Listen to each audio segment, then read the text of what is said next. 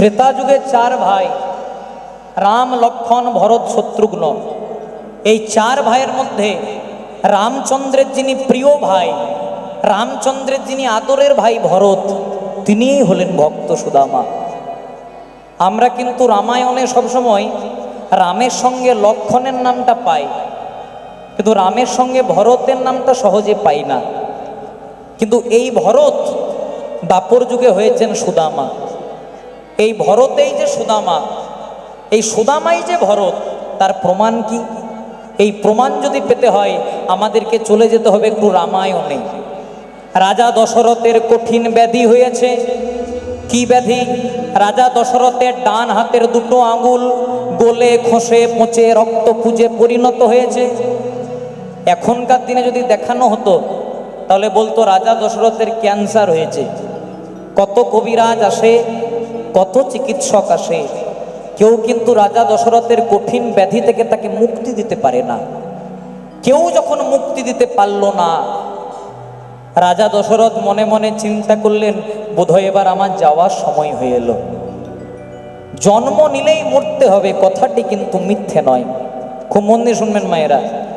রাজা দশরথ আজকে দিন গুনতে শুরু করলেন, এবার বোধহয় আমার যাওয়ার সময় হয়ে গেল।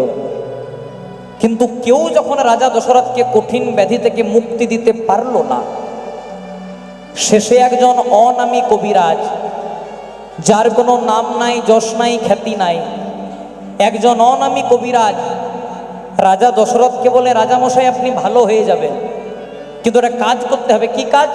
কোনো জড়িবুটি লাগবে না, কোনো ওষুধ লাগবে না, সুস্থ হবেন একটা শর্তে। কি? আপনার যে তিনজন স্ত্রী আছে, রামের মা কৌশল্যা, ভরতের মা কৈকেয়ী আর লক্ষ্মণ শত্রুঘ্নের মা সুমিত্রা, এই তিনজন স্ত্রীর মধ্যে যে কোনো একজন যদি দিনের পর দিন, রাতের পর রাত তার মুখ দিয়ে টেনে টেনে শুষে শুষে আপনার রক্ত পুঁজটাকে পরিষ্কার করে দিতে পারে, আপনি ভালো হয়ে যাবেন। কে আপনাকে বেশি ভালোবাসে এটা সুখের সময়ে বোঝা যায় না। যখন আপনার টাকা পয়সা থাকবে, যখন আপনার জমি সম্পত্তি থাকবে, সবাই বলবে আমি তোমার সাথে আছি। কিন্তু পাশে আছি বললেই পাশে থাকা যায় না।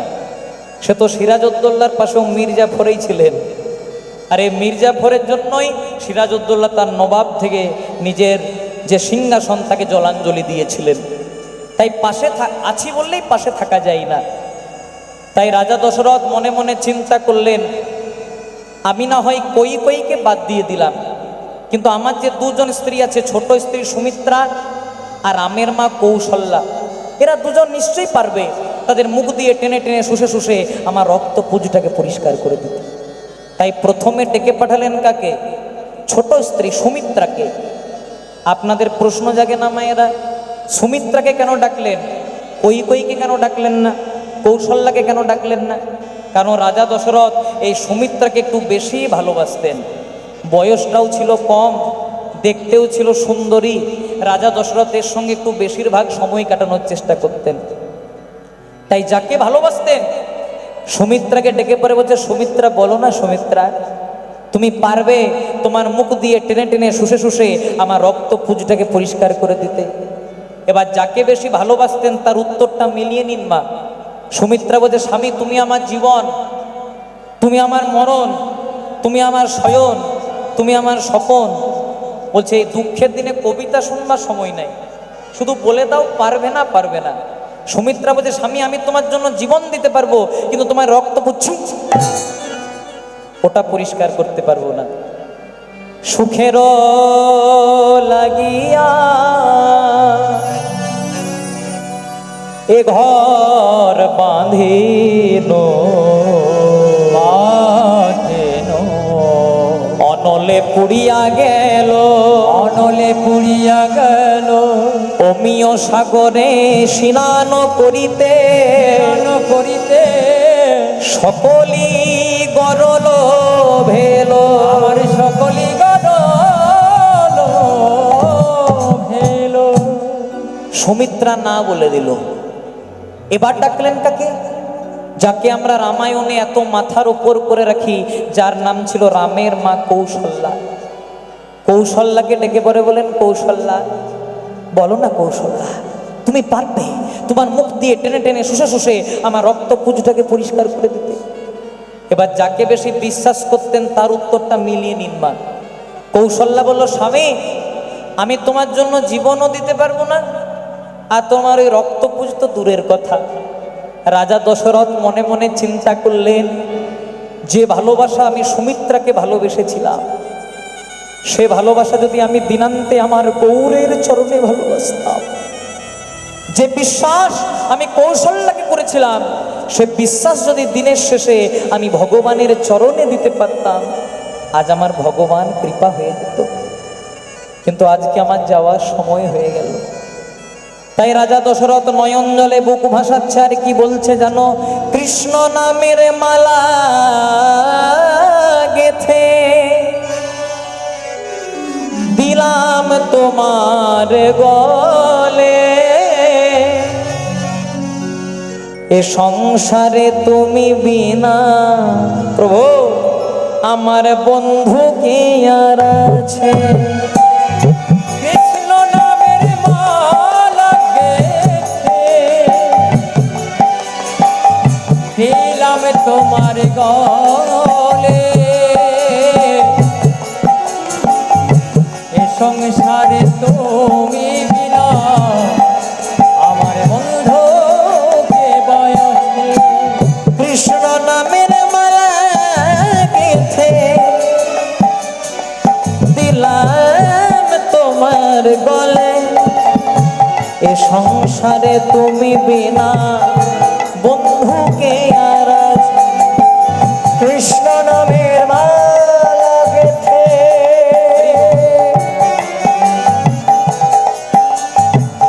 দিলাম তোমার গলে, এই সংসারে তুমি বিনা বন্ধু কে আর আছে। কেউ তো কারো নয় রে বন্ধু, কেউ তো কারো নয়, শুধু আসা যাওয়া পথের দেখা, দুদিনের পরিচয়। কেউ তো কারো নয় রে বন্ধু, কেউ তো কারো নয়, শুধু আসা যাওয়া পথের দেখা, দুদিনের পরিচয়। ভালো করে অনুধাবন করবেন মায়েরা, যখন আপনি মারা যাবেন আপনার বংশের বড় ছেলে আপনার মুখে আগুন দেবে, আবার সেই ছেলেটাই বাড়িতে এসে স্নান করবে। কেন? যে আপনার আত্মারা যেন আর বাড়িতে ফিরে না আসে। মানুষ যখন মারা যায়, আপনি যদি চশমা পরতে ভালোবাসতেন চশমাটাকে ফেলে দেবে, আপনি যদি ঘড়ি পরতে ভালোবাসতেন ঘড়িটাকে ফেলে দেবে, আপনি যে জামা কাপড়টা পরতেন সেটাকে ফেলে দেবে, আপনি যে বিছানাতে শয়ন করতেন সেটাকে ফেলে দেবে, কিন্তু আপনি যে টাকা পয়সাগুলো রোজগার করে গেছিলেন ওগুলোকে ফেলে দেবে? আপনি যে সোনা দানাগুলো গড়ে দিয়ে গেছিলেন ওগুলোকে ফেলে দেবে? এর থেকে কি বোঝা যায়? আপনি যতদিন সংসারের জন্য করতে পারবেন ততদিন ভালোবাসা পাবেন। যারা নারী কুলে জন্মগ্রহণ করেছেন, যতদিন রান্না করবেন, বাটনা বাটবেন, কাপড় কাচবেন, বলবে আমার মায়ের মতো ভালো মা হয় না, আমার স্ত্রীর মতো ভালো স্ত্রী হয় না। আবার যারা পুরুষ কুলে জন্মগ্রহণ করেছেন, যতদিন 2-4 টাকা রোজগার করে বাড়ি নিয়ে যাবেন তাদের ততই মর্যাদা। কিন্তু যখন শরীর কথা বলবে না, যখন এই দেহটা কথা বলবে না, সেদিন প্রমাণ হয়ে যাবে কে আপন আর কে পর। কেউ তো কারো নয় রে বন্ধু, কেউ তো কারো নয়, শুধু আসা যাওয়া পথের দেখা, দুদিনের পরিচয়। কেউ তো কারো নয় রে বন্ধু, কেউ তো কারো নয়, আসা যাওয়া পথের দেখা, দুদিনের পরিচয়। তাই রাজা দশরথ যখন সুমিত্রা ব্যর্থ হয়ে গেল, কৌশল্যা ব্যর্থ হয়ে গেল, রাজা দশরথ মনে মনে চিন্তা করলেন আর কইকে ডাকবো না। রাজা দশরথ দিন গুনতে শুরু করলেন, কিন্তু কেউ যখন পারলো না, রাত্রির অন্ধকারে ছুটতে ছুটতে দৌড়াতে দৌড়াতে কই আছাড় খেয়ে পড়ল রাজা দশরথের চরণে। স্বামী, কৌশল্যাকে বললে, সুমিত্রাকে বললে, কই আমাকে তো বললে না। রাজা দশরথ বলছে, কই তুমি পারবে? আমি সুমিত্রার মতো তোমাকে ভালোবাসিনি, আমি কৌশল্যার মতো তোমাকে বিশ্বাস করিনি, তুমি পারবে তোমার মুখ দিয়ে টেনে টেনে শুষে শুষে আমার রক্তপুঞ্জটাকে পরিষ্কার করে দিতে? কই কই বলে উঠল, স্বামী তুমি যখন সুমিত্রাকে ডাকলে আমি মনে মনে চিন্তা করলাম যদি সুমিত্রা হ্যাঁ বলে দেয় আমি তো স্বামী সেবা থেকে বঞ্চিত হব। সুমিত্রা না বলে দিল, আবার মনে একটু ভয় হলো, তুমি কৌশল্যাকে ডাকলে, কৌশল্যা যদি হ্যাঁ বলে দেয় আমি তো স্বামী সেবা থেকে বঞ্চিত হব। কিন্তু সবাই যখন না বলে দিল, আমার সুযোগ হয়েছে তোমার সেবা করার, তুমি পারবে? কই কইয়ে বলে উঠল, স্বামী একজন সধবা রমণীর অহংকার হলো তার শীতের সিঁদুর, আর সেই শীতের সিঁদুর তুলে দিয়েছো তুমি আমার মাথায়, তাহলে আমি যদি তোমার জন্য জীবন দিতে পারি ওই রক্তপুঞ্জ পরিষ্কার করতে পারবো না? এই কই কই দিনের পর দিন রাতের পর রাত মুখ দিয়ে টেনে টেনে শুষে শুষে রাজা দশরথের কঠিন ব্যাধি থেকে তাকে মুক্তি দিলেন মা। রাজা দশরথ ভালো হয়ে গেলেন। কই কইকে জড়িয়ে ধরে বলছে, কই কই আমি তোমাকে কোনোদিনও ভালোবাসিনি, বিশ্বাস করিনি, কিন্তু আজকে তুমি বুঝিয়ে দিলে এই জগতে আমার বলতে যদি কেউ আছে তুমি ছাড়া কেউ নাই। তাই তুমি আজ আমার কাছে যা চাইবে আমি তোমাকে তাই দেব। তুমি আমার কাছে দুটো বর চেয়ে নাও, যা চাইবে তাই দেব। কই কই বলল, স্বামী আমার এখনো প্রয়োজন নাই, যেদিন প্রয়োজন হবে আমি আপনি তোমার কাছে দুটো বর চেয়ে নেব। এত বড় রামায়ণটা হলো মা, কিন্তু এইটুকু জায়গায় একটু ফাঁকা পড়ে রয়ে গেল। আর বর দুটো চাইতে বেশি দেরিও হলো না। রাজা দশরথ বৃদ্ধ হয়ে গেছেন, মনে মনে চিন্তা করলেন কাল উষালগ্নে বংশের বড় ছেলে রামকে করব রাজা। চতুর্দিকে খবর চলে গেল রাম হবে রাজা। খবরটা কই কইর কানেও গেল, কিন্তু দিল কে? আপনারা সকলেই নামটা জানেন, মন্থরা। একটা জিনিস মনে রাখবেন মায়েরা, নারীদের শত্রু পুরুষরা হয় না, নারীদের শত্রু বেশি নারীরাই হয়। আপনাকে শত্রু করতে লাগবে না, আপনার যদি উন্নতি হয় আপনি আপনার শত্রু পেছনে লেগে যাবে। এ হলো আমাদের জগতের নিয়ম। মানুষ কারো ভালো সহ্য করতে পারে না, কিন্তু আরেকটা ধ্রুব সত্য কথা, যে লোকের ঘরে আগুন লাগানোর চেষ্টা করে তার ঘরে আগুনটা আগে লাগে। নিতাই গৌর প্রেমানন্দে হরি হরি বল। এই কই কইর কানে খবরটা দিল মন্থরা। মন্থরা বলছে, কই কই খবর শুনেছ? কি খবর? কালকে সকালবেলায় ভরত নয়, লক্ষণ নয়, শত্রুঘ্ন নয়, তোমাদের বংশের বড় ছেলে রাম হবে রাজা। কই কই এত ভালো ছিল না মা, কই কইয়ের গলায় একটা দামি মুক্তার মালা ছিল। খবরটা শোনা মাত্র মন্থরার গলায় পরিয়ে দিল। এত ভালো খবর শোনালি মন্থরা, আমাদের বংশের বড় ছেলে হবে রাজা, খুব ভালো খবর। মন্থরা বলছে, খুব আনন্দ হচ্ছে তাই না? আচ্ছা রাম না হয় হবে রাজা, রাম না হয় ভালো, কিন্তু রাজমাতা কে হবে? তোমার ওই সতীনটা রামের মা কৌশল্যা, আর কৌশল্যা রাজমাতা হয়ে তোমার মুখের ওপর যখন ছড়ি ঘোরাবে ভালো লাগবে? 1 মিনিটের মধ্যে সুমতিকে হরণ করে কুমতি প্রয়োগ করে দিলেন। কই কই ছুটে ছুটে রাত্রির অন্ধকারে রাজা দশরথের কাছে গিয়ে পড়বো যে, স্বামী ওই যে দুটো বর চাইতে এসেছে। কই কই খবর শুনেছ রাম হবে রাজা? বলছে, শুনেছি বলেই তো এসেছি। বলো বলো তুমি কে চাও? শোনো রাজা, একবারে রামকে ছেড়ে ভরতকে করতে হবে অযোধ্যা রাজা। রাজা দশরথ থরথর করে কাঁপছে, বলছে, দাঁড়াও দাঁড়াও, আরেকটা বর বাকি আছে। আর আরেক বরে তোমার প্রিয় পুত্র রামকে করতে হবে 14 বছরের জন্য বনবাস। না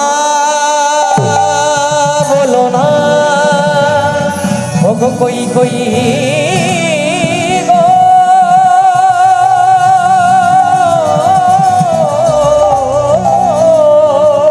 এমন কথা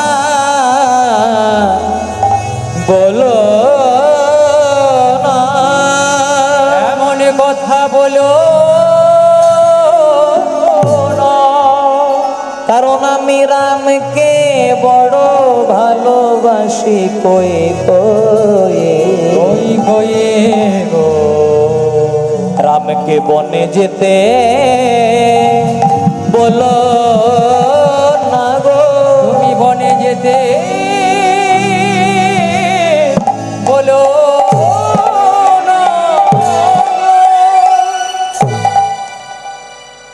রামকে বনে যেতে বলো না কই কই। আমি রামকে যে বড় ভালোবাসি গো, আমি আমার জীবনের চেয়েও আমি আমার বংশের বড় ছেলেটাকে বড় ভালোবাসি গো। তুমি বললে আমি একবারে ভরতকে রাজা করব, কিন্তু রামকে বনে যেতে বলো না। কেন জানো কই কই? একজন পিতামাতা তার সন্তান বা সন্ততিকে কেন মানুষ করে জানো মা? শেষ বয়সে খাওয়া মাখা পড়ার জন্য নয়, আর দুর্গা পূজার দিনে একটা দামি শাড়ি পাওয়ার জন্যও নয়। যখন মা বাবার বয়স হয়ে যায়, যখন তাদের আপন বলতে কেউ থাকে না, দিনের শেষে কোনো ছেলে বা মেয়ে যদি একবার বাবাকে বাবা মাকে মা বলে না ডাকে, তাদের অন্তরে দাউ দাউ করে আগুন জ্বলতে থাকে। তুমি রামকে বনে যেতে বলো না কই কই। আমি রামকে যে বড় ভালোবাসি গো, তোমার চরণে ধরে আমি একটাই নিবেদন করব, আমায় ক্ষমা কর, আমায় তুমি ক্ষমা করো। দরজার আড়াল থেকে সব শুনছিল রামচন্দ্র। বাবার কাছে এসে বাবার পা দুটিকে জড়িয়ে ধরে বলছে, বাবা আমার মা কই কই যা চাইছে দিয়ে দাও, কারণ পিতৃসত্য পালিবারে আমি যাব বনে, আমি তো অন্তত আমার পিতৃঋণ শোধ করবার সুযোগ তো পেয়ে গেলাম। রাজা দশরথ রামকে জড়িয়ে ধরেছে, খোকা রে, আমার বড় ইচ্ছা ছিল রে, যেদিন আমি 4 জনের কাঁধে চেপে শ্মশান ঘাটে যাব, সেদিন তুই তো আমার বড় ছেলে, তুই আমার মুখে আগুন দিবি। কিন্তু আগুন তো দেওয়া হলো না বাবা, আগুন তো দেওয়া হলো না বাবা। যতদিন তুই ওই বনে থাকবি, ওই বনে থাকবি, আর তোর এই বৃদ্ধ পিতা ঘরে থাকবে, বাবা হয়ে ছেলের কষ্টটাকে দেখে বাবার যে দাউ দাউ করে আগুন জ্বলবে। কিন্তু আমার একটা কথা রাখবি রাম রে, রাম রে, যদি বনে থাকতে থাকতে জানতে পারিস তোর এই বৃদ্ধ পিতা, তোর এই অভাগা পিতা মারা গেছে, তাহলে তুই বনে পিণ্ড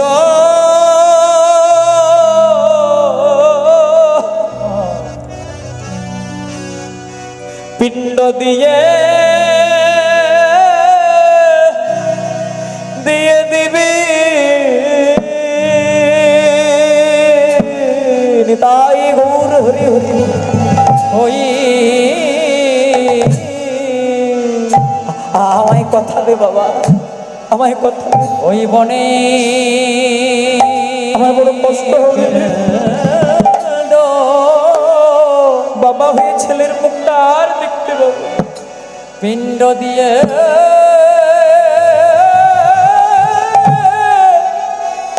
দিবি,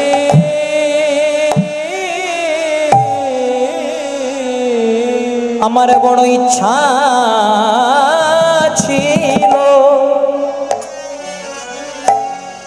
যখন আমি মারা যাব,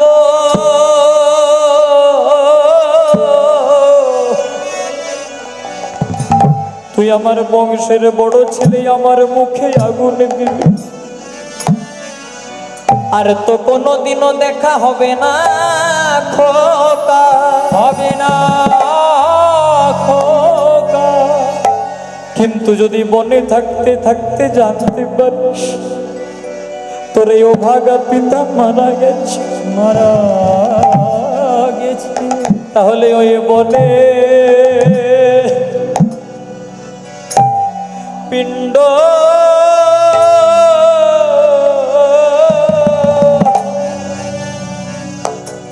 পিণ্ড দিয়ে দিয়ে দিবি। ওই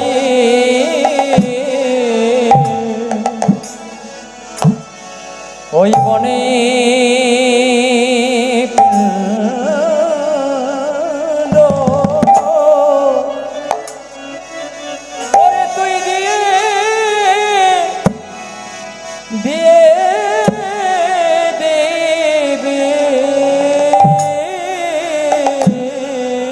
যখন শুনবি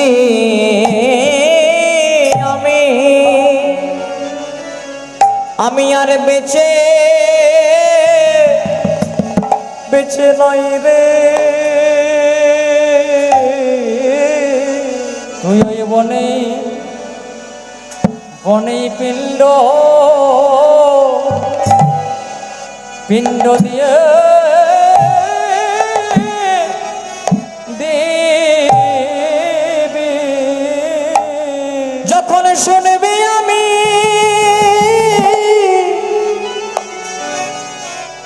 আমি বেঁচে বেঁচে নাই রে,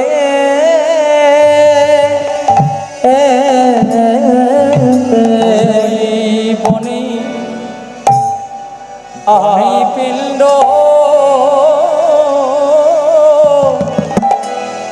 পিণ্ড দিয়ে দিবি। যখন শুনবে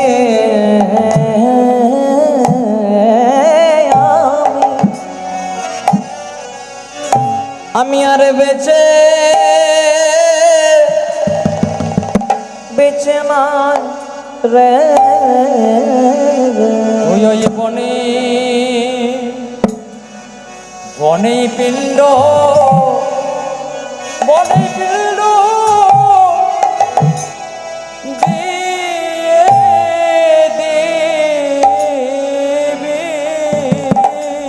সকাল হয়ে গেল, রাম গেল বনে, লক্ষণ গেল তার শোনে, সীতা দেবীও গেল তার শোনে।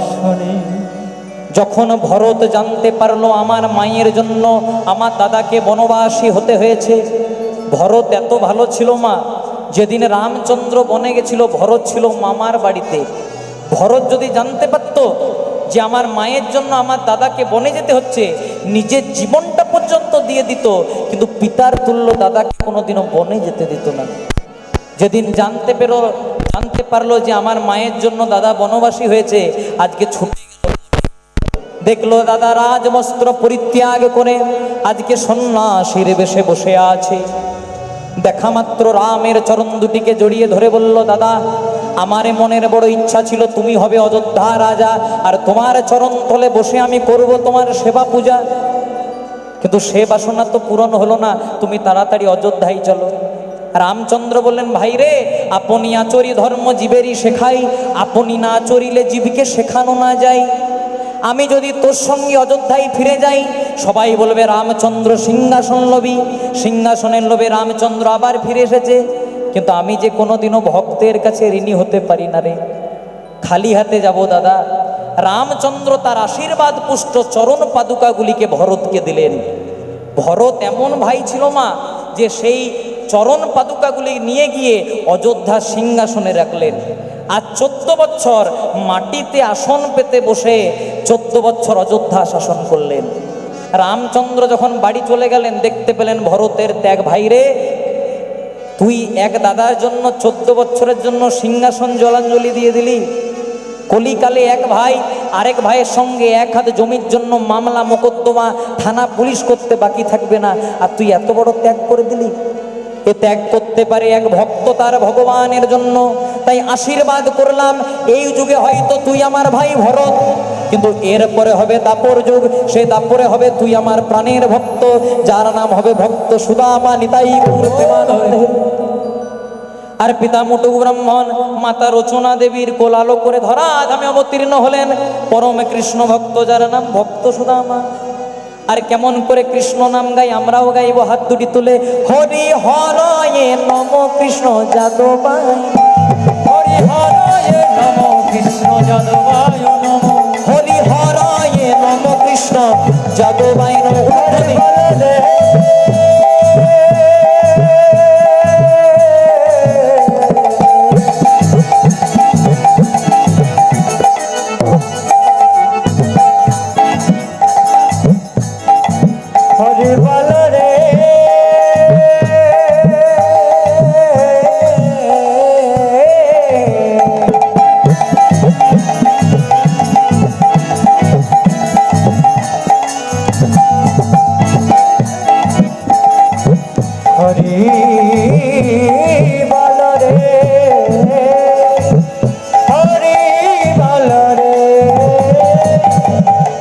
মায়ের একটু আমার সঙ্গে গাইবে? এই আমার সঙ্গে যারা যারা এসেছিল তারা কিচ্ছু বাজাবে না, বসো বাবা। আমি একবার বলবো, তোমরা একবার হাতে হাতে তালি দিয়ে, ঠিক আছে? জোরে জোরে গাইবে। হরি হরয়ে নম কৃষ্ণ যাদবায় নম, হরি হরি হরয়ে নম কৃষ্ণ যাদবায় নম। জোরে বলো, হরি। হ্যাঁ, যাদবায় মাধবায় কেশবায় নম, উচ্চস্বরে যাদবায়,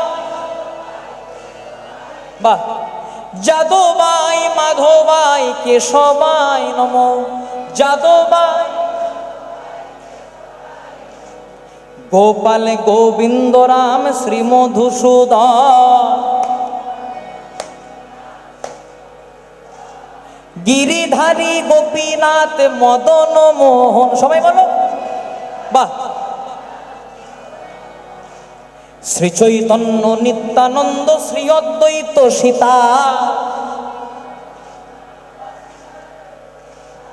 হরি গুরু বৈষ্ণব ভাগবতার গীতা, হরি গুরু। ঠিক আছে মায়েরা, খুব সুন্দর। তোমরা এত সুন্দর গাইছো, এমনি জানলে এদেরকে আনতামই না। হ্যাঁ, যখন এনে ফেলেছি আর কিছু করার নাই। এর থেকে একটা দামি প্রসঙ্গ মনে পড়ে, একটু মন দিয়ে শুনবে মায়েরা। এক বাবার এক ছেলে একটা ঘোড়া কিনেছে, খুব মন দিয়ে শুনবে। বাবা চেপেছে ঘোড়ার পিঠে আর ছেলেটা হেঁটে হেঁটে যাচ্ছে। জয় রাধে। যেই না বারাইপুর হয়ে পার হচ্ছে, বলছে করেছো কি? বাবা হয়ে চেপেছো আর ছেলেটাকে হাঁটাচ্ছ? বাবা মনে মনে চিন্তা করছে, ঠিকই তো বলেছে, আমি বাবা হয়ে চেপেছি, ছেলেটাকে হাঁটাচ্ছি। এবার ছেলেটাকে চাপিয়েছে আর বাবা হেঁটে হেঁটে যাচ্ছে। জয় রাধে। যেই না রামনগর হয়ে পার হচ্ছে, বলছে লজ্জা করে না? কম বয়সী ছেলে হয়ে চেপেছো আর বাবাটাকে হাঁটাচ্ছ? ছেলেটা মনে মনে চিন্তা করছে, আমি চাপলেও জ্বালা, বাবা চাপলেও জ্বালা, কি করা যায়? তখন বাবা হচ্ছে, শোন খোকা, তাহলে দুজনাতেই চেপে দিই। জয় রাধে। এবার দুজনা চেপে যেই না আপনাদের রাস্তাটা নিয়ে পার হচ্ছে, বলছে করেছো কি? একটা অবলা প্রাণী ঘোড়া বলতে পারে না, তারপরে দুজনাতেই। বাবা ছেলে মনে মনে চিন্তা করছে, হাই রে কোপাল, আমি চাপলেও জ্বালা, বাবা চাপলেও জ্বালা, দুজনা চাপলেও জ্বালা, কি করা যায়? তখন বাবা এক গ্লাস ঠান্ডা জল খেয়ে বলছে, শোন খোকা, শেষ একটাই উপায়। কি উপায়? না ঘোড়াটাকেও হাঁটাবো আর আমরাও হাঁটবো। যেই না আপনাদের উত্তর পদ্মজ্বালা হয়ে পার হচ্ছে, বলছে দেখাচ্ছ নাকি যে ঘোড়াটা কিনেছ, চাপো নাই, হেঁটে হেঁটে যাচ্ছ। কথাটা কেন বললাম? কিছু মানুষ আছে যাদের কোনোতেই শান্তি নাই। আজকে আপনি হাত তুলবেন, কালকে বলবে দেখলি কত ভক্তি। শুধু আপনাদের ওইখানে নয়, আমাদের ওইখানেও। আচ্ছা বলো তো মায়েরা, ভগবান আমাদেরকে মুখ দিয়েছে কটা? দুটো? একটা? হ্যাঁ, মাঝে মাঝে বলবেন, আমি বড় ভুলে যাই। জয় রাধে। ভগবান মুখ দিয়েছে একটা, আর কান দিয়েছে কটা? দুটো। ভগবান বলছে শোন বেশি, বল কম। আপনাদেরকে যদি কেউ খারাপ কথা বলে, এক কানে নেবেন, এক কানে ফেলে দেবেন, তাও ভগবানের নাম গাইবেন। তাই আমাদের বাংলাতে চলতি কথা আছে না, সৎসঙ্গে স্বর্গবাস আর অসৎসঙ্গে নরকবাস নয়, কলিযুগে পদে পদে সর্বনাশ। আচ্ছা বলো তো মায়েরা, তোমরা সাহস করে উত্তর দেবে। আচ্ছা বলো তো, তোমাদের বাড়িতে যদি একটা বিষধর সর্প প্রবেশ করে, তোমরা কি করবে? কি করবেন? আয় তখন বলছে মেরিয়ে দেবো।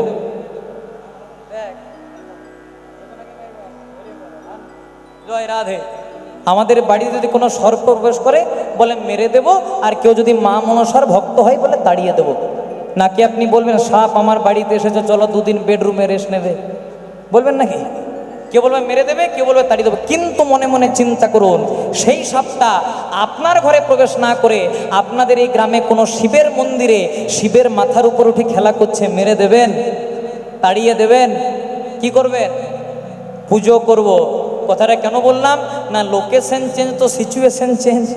সাপটি যখন আমার বাড়িতে প্রবেশ করলো, রেজাল্ট মার্ডার বা তাড়িয়ে দিলাম। আর সেই সাপটাই যখন শিবের মন্দিরে খেলা করলো, তাকে আমরা পূজা করলাম। কথাটা কেন বললাম? সাধু সঙ্গ সর্বশাস্ত্রে কয়, লোয়া মাত্র সাধু সঙ্গ জীবের কৃষ্ণ প্রেম উপজয়। আপনারা যেখানে বসেছেন, এটা হচ্ছে সৎসঙ্গের হাট। এখানে কোনো আন কথা হয় না, এখানে কোনো কুকথা হয় না, এখানে শুধু ভগবানের কথা হয়। যদি প্রেম দিয়ে হাত দুটি তুলে গাইতে পারেন, ভগবান জন্ম জন্মান্তরে কৃপা করেন। আর একটা জিনিস বলে দিই, ভগবান বলে আমি তার কাছে যাই না যেজন আমাকে দুহাত তুলে ডাকে না। দেখবেন আপনারা যে কোনো জায়গায় কীর্তন শুনতে যান, প্রত্যেকটা কীর্তনিয়া বলবে হাত তুলতে। কিন্তু হাত তুললে কি এমন উপকার হয়? এর কথা আমরা মহাভারতে শুনেছি। যেদিন পঞ্চ পাণ্ডব পাশা খেলায় হেরে গেলেন, দুর্যোধন দুঃশাসনকে আদেশ দিলেন, দুঃশাসন দ্রৌপদীর প্রচণ্ড অহংকার, তাড়াতাড়ি দ্রৌপদীর বস্ত্র হরণ করে দাও। দাদার কথা মতো যেই না দুঃশাসন দ্রৌপদীর চুলের মুঠি ধরে আনলো, শুরু হলো বস্ত্রহরণ। এবার বস্ত্র টানছে, কিন্তু দ্রৌপদী হাল ছাড়লো না, এক হাত দিয়ে বসনটাকে ধরে আছে আর এক হাত দিয়ে গোবিন্দকে ডাকছে। গোবিন্দ কিন্তু কৃপা করলেন না মা। আর এই সময় গোবিন্দের পাশে দাঁড়িয়ে আছেন কে না, যিনি ঝালে ঝোলে অম্বলে সব জায়গাতেই থাকেন। কি নাম? এমন কোনো গ্রাম নাই যেখানে এক দুটি নারদ, না না, আপনাদের গ্রামটা খুব ভালো গ্রাম। জয় রাধে। দেখবেন অনেকে বলে না আমি সাতেও নাই পাঁচেও নাই, আমি ধোয়া তুলসী পাতা। দেখবেন অনেকে বলে আমি সাতেও নাই পাঁচেও নাই। যারা বলে সাতেও নাই পাঁচেও নাই, তাদের কাছ থেকে 1 কিলোমিটার দূরে থাকবেন। কেন বলুন তো? কারণ যারা বলে সাতেও নাই পাঁচেও নাই, তারা সাতে পাঁচে থাকে না মা, কিন্তু 6-9 বড় থাকে। এমন সংসারে 9-6 করে দেবে, 12 বাজিয়ে দেবে। তাই হয়েছে কি, আজকে দুঃশাসন যখন দ্রৌপদীর বস্ত্র ধরে টানছে, দ্রৌপদী এক হাত দিয়ে বসনটাকে ধরে আছে আর এক হাত দিয়ে গোবিন্দকে ডাকছে। নারদমুনি গোবিন্দকে বলেন, প্রভু তোমাকে তো সবাই বলে বিপদবারী মধুসূদন, তাহলে দ্রৌপদী যখন বিপদে পড়ে তোমার কাছে বসনটা চাইছে, দিয়ে দাও। ভগবান বললেন, নারদ ভালো করে চেয়ে দেখো, আমি দ্রৌপদীকে বসন দেওয়ার জন্য তৈরি আছি, কিন্তু দ্রৌপদী বসন নেওয়ার জন্য তৈরি হয় নাই। বলে কেন? দুঃশাসন যখন দ্রৌপদীর বস্ত্র ধরে টানছে, দ্রৌপদী এক হাত দিয়ে বসনটাকে ধরে আছে আর এক হাত দিয়ে আমাকে ডাকছে। এখনো তো 2টি হাত তুলে নাই গো, আর আমি তো তার কাছে যাই না যে জন আমায় 2 হাত তুলে ডাকে না। এবার যেই না দুঃশাসন দ্রৌপদীর বস্ত্র ধরে সজোরে টেনে দিয়েছে, দ্রৌপদী মনে মনে চিন্তা করলো আমার আর কিছু করার নাই, 2টি বাহু তুলে পরমানন্দ গোবিন্দকে ডাকলেন, নিতাই গৌর হরি হরি। আর যেই না 2টি বাহু তুললেন মা, এবার গোবিন্দ নারদকে বললেন, নারদ এবার আমার খেলাটা দেখো। আড়াল থেকে দাঁড়িয়ে এত বসন দিল যে দুঃশাসন বসন টেনে টেনে ক্লান্ত হলো, কিন্তু দ্রৌপদীর কি বসন শেষ হয়েছিল মা? এবার দেখুন কি হয়েছে, এই জায়গাটা খুব মজার জায়গা। দুঃশাসন বসন টানছেই, বসন কোনো রকমে শেষ হচ্ছে না। দাদাকে বলছে, দাদা আমার একটু জল পিপাসা পেয়েছে, জল খেয়ে আসবো? হ্যাঁ জল খেয়ে। যেই না জল খেতে গেছে, দুঃশাসন দেখছে তার নিজের স্ত্রী এবং তার 99 ভাইয়ের স্ত্রী কারুর শরীরে একটাও বসন নাই।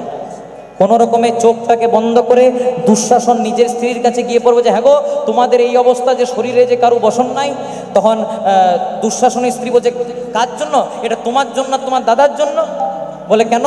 তোমার দাদা বলছে দুঃশাসন দ্রৌপদীর বস্ত্র ধরে টান, তখন তুমি মহানন্দে টানছো, আর দ্রৌপদী যখনই 2টি বাহু তুলছে, গোবিন্দ আমাদের বস্ত্রগুলো নিয়ে দ্রৌপদীর কাছে সাপ্লাই করছে। নিতাই গৌর প্রেমানন্দে।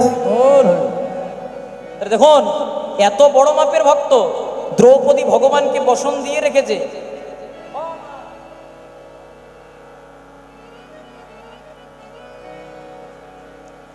আপনার একটু আমার দিকে তাকান, পেছনে তাকাবেন না একদম। জয় রাধে। আর আমি এতটাও দেখতে খারাপ নই যে আমার দিকে তাকানো যাবে না। নিতাই গৌর প্রেমানন্দে হরি হরি। দ্রৌপদী ভগবানকে বসন দিয়ে রেখেছে। কখন কখন?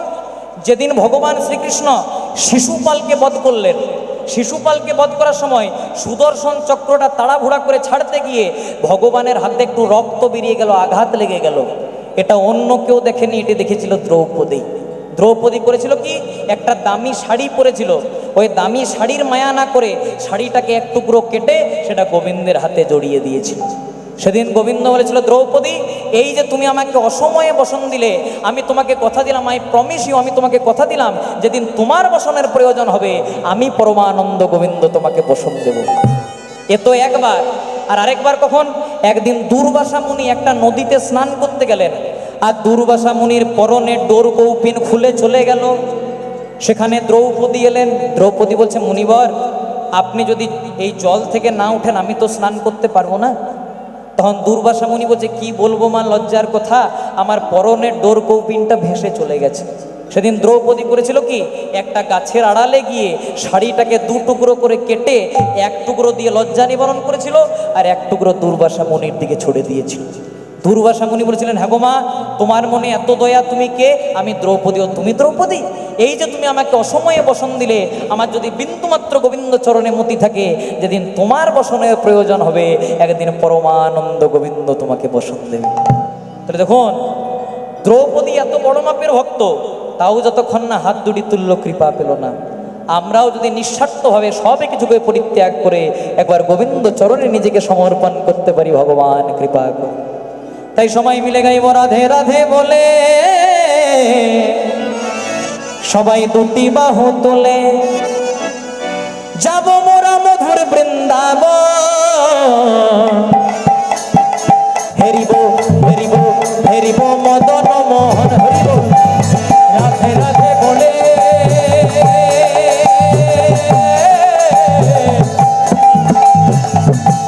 সবাই দুটি বাহু তুলে রাধে রাধে বলে, দুটি বাহু তুলে যাব মোরা মধুর বৃন্দাবন।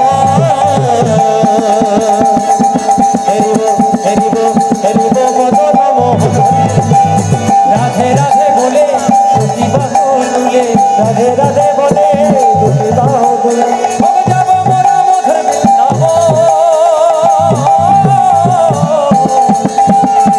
হেরিব হেরিব হেরিব মদন মোহন। আস্তে একটু ক্যামেরাগুলো ওইদিকে ঘুরিয়ে দাও তো, আমাকে সবাই দেখছে, একটু আমার মায়েদেরকে দেখে নিক। উত্তর পদ্মজালার ভক্তরা দেখি কেমন হাতে হাতে করতালি দেয়, একটু ঘুরিয়ে দাও। অক্ষয়দা ঘুরিয়ে দাও, আকাশ ঘুরিয়ে দাও, শুভম যারা যারা এসেছে ঘুরিয়ে দাও। রাধে রাধে বলে দুটি বাহু তুলে, রাধে রাধে বলে, দুটি বাহু তুলে রাধে রাধে বলে দুটি বাহু তুলে, রাধে রাধে বলে দুটি বাহু তুলে যাব মোরা মধুর বৃন্দাবন। হেরিব হেরিব হেরিব মদন মোহন, ও রাধে রাধে বলে দুটি বাহু তুলে, রাধে রাধে বলে দুটি বাহু তুলে যাব মোরা মধুর বৃন্দাবন। হেরিব হেরিব মদন মোহন, শ্যাম কুণ্ড রাধা কুণ্ড গিরি গোবর্ধন, ও শ্যাম কুণ্ড রাধা কুণ্ড গিরি গোবর্ধন, রাধা কুণ্ড শ্যাম কুণ্ড করব দর্শন, রাধা কুণ্ড শ্যাম কুণ্ড করব দর্শন। মধুর মধুর বংশী বাজে রে, বলে সেই তো বৃন্দাবন। মধুর মধুর বংশী বাজে রে, সেই তো বৃন্দাবন। মধুর মধুর বংশী বাজে রে, সেই তো বৃন্দাবন। মধুর মধুর বংশী বাজে রে, সেই তো বৃন্দাবন। খুব সুন্দর মায়েরা, আপনাদের চরণে প্রণাম। এই নিয়ে আপনাদের হরিবাসরে আমি 2 বছর এলাম। সত্যি তোমাদেরকে দেখে খুব ভালো লাগছে, এত প্রেম দিয়ে তোমরা কীর্তন শুনছো। কীর্তন সবার মুখে শুনতে নাই, আপনি যার মুখে কীর্তন শুনছেন তাকেও শুদ্ধ আচরণে কীর্তন করতে হবে। আবার আপনারা যে কীর্তন শুনছেন আপনাদেরকেও শুদ্ধ আচরণে কীর্তন শুনতে হবে। আপনি যার কাছে কীর্তন শুনছেন সে বড় বড় কথা বলে দিল, অথচ তার চরিত্রেরই ঠিক নাই, তার কাছে কীর্তন শুনলে উপকার হবে না। কারণ দুধ খেলে শরীরে বল হয়, আর সেই দুধে যদি বিড়ালে মুখ দেয় তাহলে ডিপথেরিয়া রোগ হয়। তাহলে শুদ্ধ কীর্তনটা শোনার চেষ্টা করবেন। যাব মোরা মধুর বৃন্দাবন, হেরিব মদন মোহন, যাব মোরা মধুর বৃন্দাবন, হেরিব মদন মোহন। জয় রাধে জয় রাধে জয় রাধে শ্রী রাধে, জয় রাধে জয় রাধে জয় রাধে শ্রী রাধে, জয় রাধে জয় রাধে জয় রাধে রাধে রাধে রাধে বল, রাধে রাধে রাধে রাধে রাধে। রাধা রানী কি, রাধা রানী কি, রাধা রানী কি না, জয় দিতে বলি নাই, বললাম রাধা রানী কি। রাধা রানী হচ্ছে আশ্রয় আর কৃষ্ণ হচ্ছে বিষয়। রাধা রানীকে যদি কেউ একবার আশ্রয় করতে পারে, কৃষ্ণরূপী বিষয় তার কাছে আপনা আপনি চলে আসে। তাই সেই ভরত হয়েছে এ যুগে সুদামা। ভগবান কোনোদিনও কারো ঋণ রাখেন না। তাই ত্রেতা যুগের ভরতের ঋণ, দাপর যুগের সুদামা ঋণ শোধ করার জন্য আজকে ভগবান শ্রীকৃষ্ণ বৃন্দাবনের মাঝে শুরু করলেন বিনোদ খেলা। ও সখা, আমরা প্রত্যেক দিন অনেক খেলা করি, কোনোদিন কানামাছি ভৌ ভৌ, কোনোদিন মার্বেল, আর কোনোদিন ডাংগুটি। কিন্তু আজকে আমরা একটা নতুন খেলা খেলবো। নতুন খেলা সেটা আবার কেমন খেল? ও যে কি খেলবো জানিস, খেলবো কাঁধে করা আর কাঁধে ছড়া, খেলবো কাঁধে করা আর কাঁধে চড়া, কাঁধে করা আর কাঁধে ছড়া, কাঁধে করা আর কাঁধে চড়া, এই তো মোদের বিনোদ খেলা, কাঁধে করা আর কাঁধে চড়া, এই তো মোদের বিনোদ খেলা। খেলবো কাঁধে করা আর কাঁধে চড়া। বলছে খেলবো কাঁধে করা কাঁধে চড়া। বলছে হ্যাঁ রে, কাঁধে করা কাঁধে চড়া যদি খেলি সবাই তো কাঁধে চাপতেই চাইবে, কাঁধে নেবে কে? আরে এটা তো সহজ ব্যাপার। কেমন সহজ ব্যাপার? এই খেলা খেলতে খেলতে হ্যাঁ, যে হেরে যাবে সে হবে চোর, আর যে চোর হবে সে বাকি সকল শোকাদের কাঁধে করবে। আচ্ছা বলছে এই খেলা খেলতে খেলতে যে চোর হবে সে সকলকে কাঁধে করবে, তা চোরটা হবে কি করে? ছোট্ট হবে কি করে? হ্যাঁ, এখন আমরা কোথায় দাঁড়িয়ে আছি বলতো? আমরা দাঁড়িয়ে আছি বৃন্দাবনের এক গাছের তলায়। গাছের তলায়। আচ্ছা কানা তুই এক কাজ কর, আমরা 26 জন সখা মিলে খেলছি তো, তুই প্রথমে ভালো ভালো দেখে ওই গাছ থেকে 26টি পাতা তোল, তারপর ওই 26টি পাতার মধ্যে একটি পাতাতে একটি ছিদ্র করে দে, তারপর পাতাগুলো ওলট পালট করে মিশিয়ে তুই চুপটি করে গাছের তলায় দাঁড়িয়ে থাক, আর আমরা তোর বাকি সখারা রইছি না, তোর কাছে চোখ বন্ধ করে এক একজন সখা যাব আর এক একটি পাতা নেব, আর যার ভাগ্যে ওই ছিদ্রযুক্ত পাতাটি জুটবে সে হবে আজকের খেলার চোর। আচ্ছা মায়েরা নিয়মটা বুঝলে? একটু বলে দিই। বলছে আমরা দাঁড়িয়ে আছি বৃন্দাবনের গাছের তলায়, গাছ থেকে ভালো ভালো দিকে 26টা পাতা পাড়, কারণ 12 জন সখা 12 জন উপসখা 24 আর কৃষ্ণ বলরাম 26টা পাতার মধ্যে একটা পাতাতে বড় করে ছিদ্র করে দে, যার ভাগ্যে ছিদ্রযুক্ত পাতা পড়বে সে হবে আজকের খেলার চোর, আর যে চোর হবে সে সকলকে কাঁধে করবে। ভগবান ভালো ভালো দিকে 26টা পাতা পারলেন, একটা পাতাতে ছিদ্র করে ওলট পালট করে মিশিয়ে সবাই। শ্রীরাম তোর পাতা কেমন? ভালো, জোরে বল। ভালো। সুদাম তোর পাতা? আচ্ছা মধুমঙ্গল? আমারটাও খুব ভালো। ভালো পাতা। হ্যাঁ, বলায়ুধ? আমারটাও ভালো। ভালো পাতা। আচ্ছা তোর পাতা কেমন? ভালো। ভগবান মনে মনে চিন্তা করলেন, সবাই যখন বলছে ভালো, বলিছে ভালো, তার মানে তো হয়েই গেল, হয়েই গেল, বোধহয় আমার ভাগ্যে জুটেছে কালো। উঠেছে কালো। এবার ভগবান যে না নিজের পাতার দিকে চাইতে চমক। কানাই বল লুকোচ্ছিস কি? কি লুকোচ্ছে? আবার পাতা লুকোচ্ছে। আরে তোর পাতাটা দেখা, আর তোদের গুলো ভালো করে দেখ, আমাদের তো তুই দেখলি ভাই। আরেকবার দেখ। না না, তুই আমাদের দেখেছিস, আমাদের সকলের ভালো পাতা। আচ্ছা তাহলে মনে হয় তুই এই ছিদ্রযুক্ত না, না, পাতা আমারও ভালো পাতা, খুব আচ্ছা ভালো। তোর পাতাটা দেখা। এবার কোন রকমে কৃষ্ণ যখন দেখাচ্ছে না বাবা, সুদামাতে একটু খোড়া ছিল, খোড়াতে খোড়াতে গিয়ে কৃষ্ণের কাছে পাতাটা চেপে ধরেছে।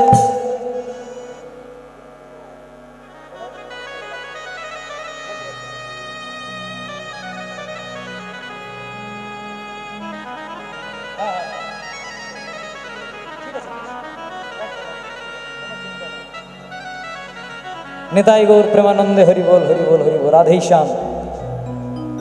যেই না সুদামা পাতাটাকে চেপে ধরেছে, দেখছে কৃষ্ণের ভাগ্যে ছিদ্রযুক্ত পাতা। ও সখা, হ্যাঁ, কৃষ্ণের ভাগ্যে ছিদ্রযুক্ত পাতা পড়েছে, হ্যাঁ। তাহলে আজকের খেলায় কানাই হলো চোর। চোর চোর। কৃষ্ণ বলছে আমাকে চোর বললি? সখারা বলছে তুই বিনে চোর কে হবে ভাই, তুই বিনে চোর কে হবে ভাই, তুই বিনে চোর কে হবে ভাই, তুই বিনে চোর কে হবে ভাই, নন্দরানীর ননি চোরা, তুই বিনে চোর কে হবে ভাই, তুই ব্রজগোপীর বসন চোরা, তুই বিনে চোর কে হবে ভাই, তুই নন্দরানীর ননি চোরা, তুই ব্রজগোপীর বসন চোরা, তুই বিনে চোর কি হবে ভাই? তখন কৃষ্ণ বলছে আমি ব্রজের ঘরে ঘরে মাখন চুরি করি, ননি চুরি করি, নারকলের নাড়ু চুরি করি। হ্যাঁ রে, সেগুলোকে আমি একা খাই না, তোদেরকেও দিই। না রে ভাই, ওগুলো আমরাও খাই। জয়রাধে বলছে আমরাও খাই, মানে আমি চুরি করি মানে আমি চোর, আর তোরা চুরির ধন ভোগ করিস মানে তোরা একটা মহা ডাকাত। বলছে তোর সঙ্গে বাবা কথাতে পারবো না, আজকে যখন তোর ভাগ্যে ছিদ্রযুক্ত পাতা পড়েছে তাহলে আজকের খেলায় কানাই হলো চোর। চোর চোর।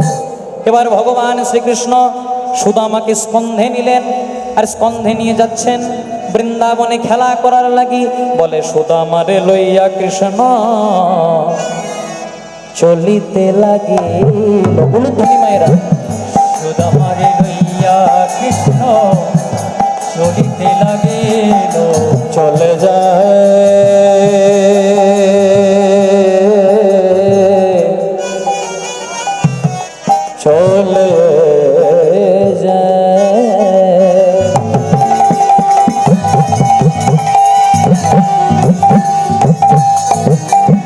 সুদামাকে কাঁধে করে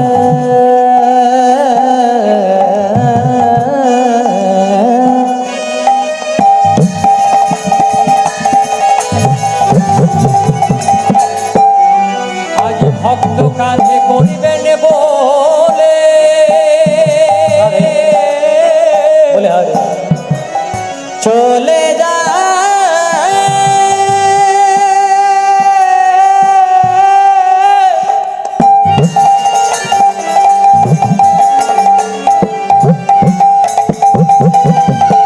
প্রাণী গোবিন্দ আমার খেলা হেরে চড়িছে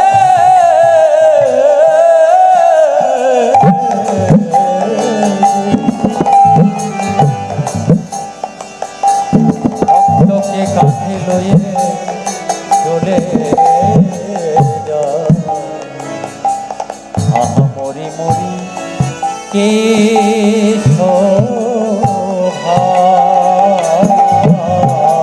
সুদামারে লইয়া কৃষ্ণ চলিতে লাগিল সুদামারে লইয়া কৃষ্ণ চলিতে লাগিল পক্ষাম্র বৃক্ষতলে উপনীত হলো একটি পক্ষ আম্র বৃক্ষ তলে উপনীত হলো।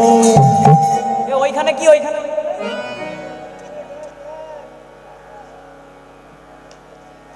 না আপনাদেরকে দেখাই নাই। জয় রাধে। এ সুদামা ভগবানকে দেখছে, বলছে একটা পক্ক আম্র বৃক্ষ তলে উপনীত হলো বৃক্ষতলে উপনীত হলো। কানাই ভালো করে চেয়ে দেখ, বৃন্দাবনের গাছে কত কত মিষ্টি মিষ্টি আম ধরেছে। তখন সুদামা বলছে তোর কি, তখন কৃষ্ণ বলছে তোর কি আর আমারই কি। বলছে কানাই বৃন্দাবনের ফল না জানি কত মিষ্টি, তাতে আবার যদি তোর অধরামৃত লেগে যায় তাহলে ফলটা না জানি আরো কত মিষ্টি। আরো কত মিষ্টি। তাই কি করবো জানিস কানাই, ফলটা পেড়ে প্রথমে তোকে দেব, তারপর আমরা প্রসাদ পাবো। বলছে ফলটা পেড়ে প্রথমে তোকে দেব, তারপর আমরা প্রসাদ পাবো। আচ্ছা ভগবানকে যেটা আপনারা দেন সেটা কি বলে, কি বলে? না প্রসাদ বলে না। ভগবান পাওয়ার পর সেটা প্রসাদ, কিন্তু ভগবানকে যারা নিবেদন করছেন সেটা ভোগ। ভগবানকে দেবেন সেটা হচ্ছে ভোগ। দেখবেন যখন ভোগ আরতি হয়, যারা বৈষ্ণব আছে বা যারা ব্রাহ্মণ আছে ভগবানকে ভোগটা লাগায়, কিছুক্ষণের জন্য দরজা বন্ধ করে দেয়, না প্রভু তুমি সেবা করো। তারপর যেই না 5-6 মিনিট পেরিয়ে যায় হাতে তালি দেয়, ভগবানকে বোঝাচ্ছে যে আমি যাচ্ছি, তুমি তোমার সেবা শেষ করো। তারপর যেটা আমরা পাই সেটাকে বলে প্রসাদ। তাই সুদামা বলছে কানাই রে, গাছ থেকে আম পাড়বো, সেই আমগুলো প্রথমে তোকে দেব, তারপর সেই প্রসাদ আমরা পাবো। তাই ভগবানের স্কন্ধে চেপে 3টে আম পেড়েছে। প্রথমে কথা ছিল কৃষ্ণকে দেবে, তারপর নিজে খাবে, কিন্তু আজকে আমগুলো পেড়ে সুদামা প্রথমে নিজেই খেতে শুরু করে দিয়েছে। জয় রাধে। কানাই বলছে হ্যাঁ রে সুদামা, তুই যে বললি প্রথমে আমাকে দিবি তারপর তুই খাবি, তুই কেন খাচ্ছিস? তখন সুদামা বলছে কানাই রে, ঘর থেকে মাখন আনি, ননি আনি, নারকোলের নাড়ু আনি। হ্যাঁ রে কানাই, সেগুলো কি প্রথমে তোকে দিই তারপর আমরা খাই, কিন্তু এ যে আমাদের ঘরের দ্রব্য নয়। আবার শুনেছি নাকি মহারাজ কংস তোকে নিধন করবার জন্য কতই না ব্যবস্থা নিয়েছে, অঘাসুর বকাসুর। আর তোকে বধ করতে না পেরে যদি বৃন্দাবনের মিষ্টি মিষ্টি ফলগুলোর মধ্যে বিষ মাখিয়ে রাখে, কত প্রেম।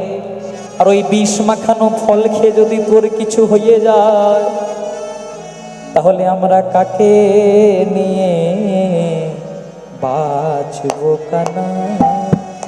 আমরা কাকে নিয়ে বাঁচবো কানাই? আমরা কাকে নিয়ে বাঁচবো কানা? আমরা কাকে নিয়ে বাঁচবো কানা? যদি না থাকে আমার জীবন কানা।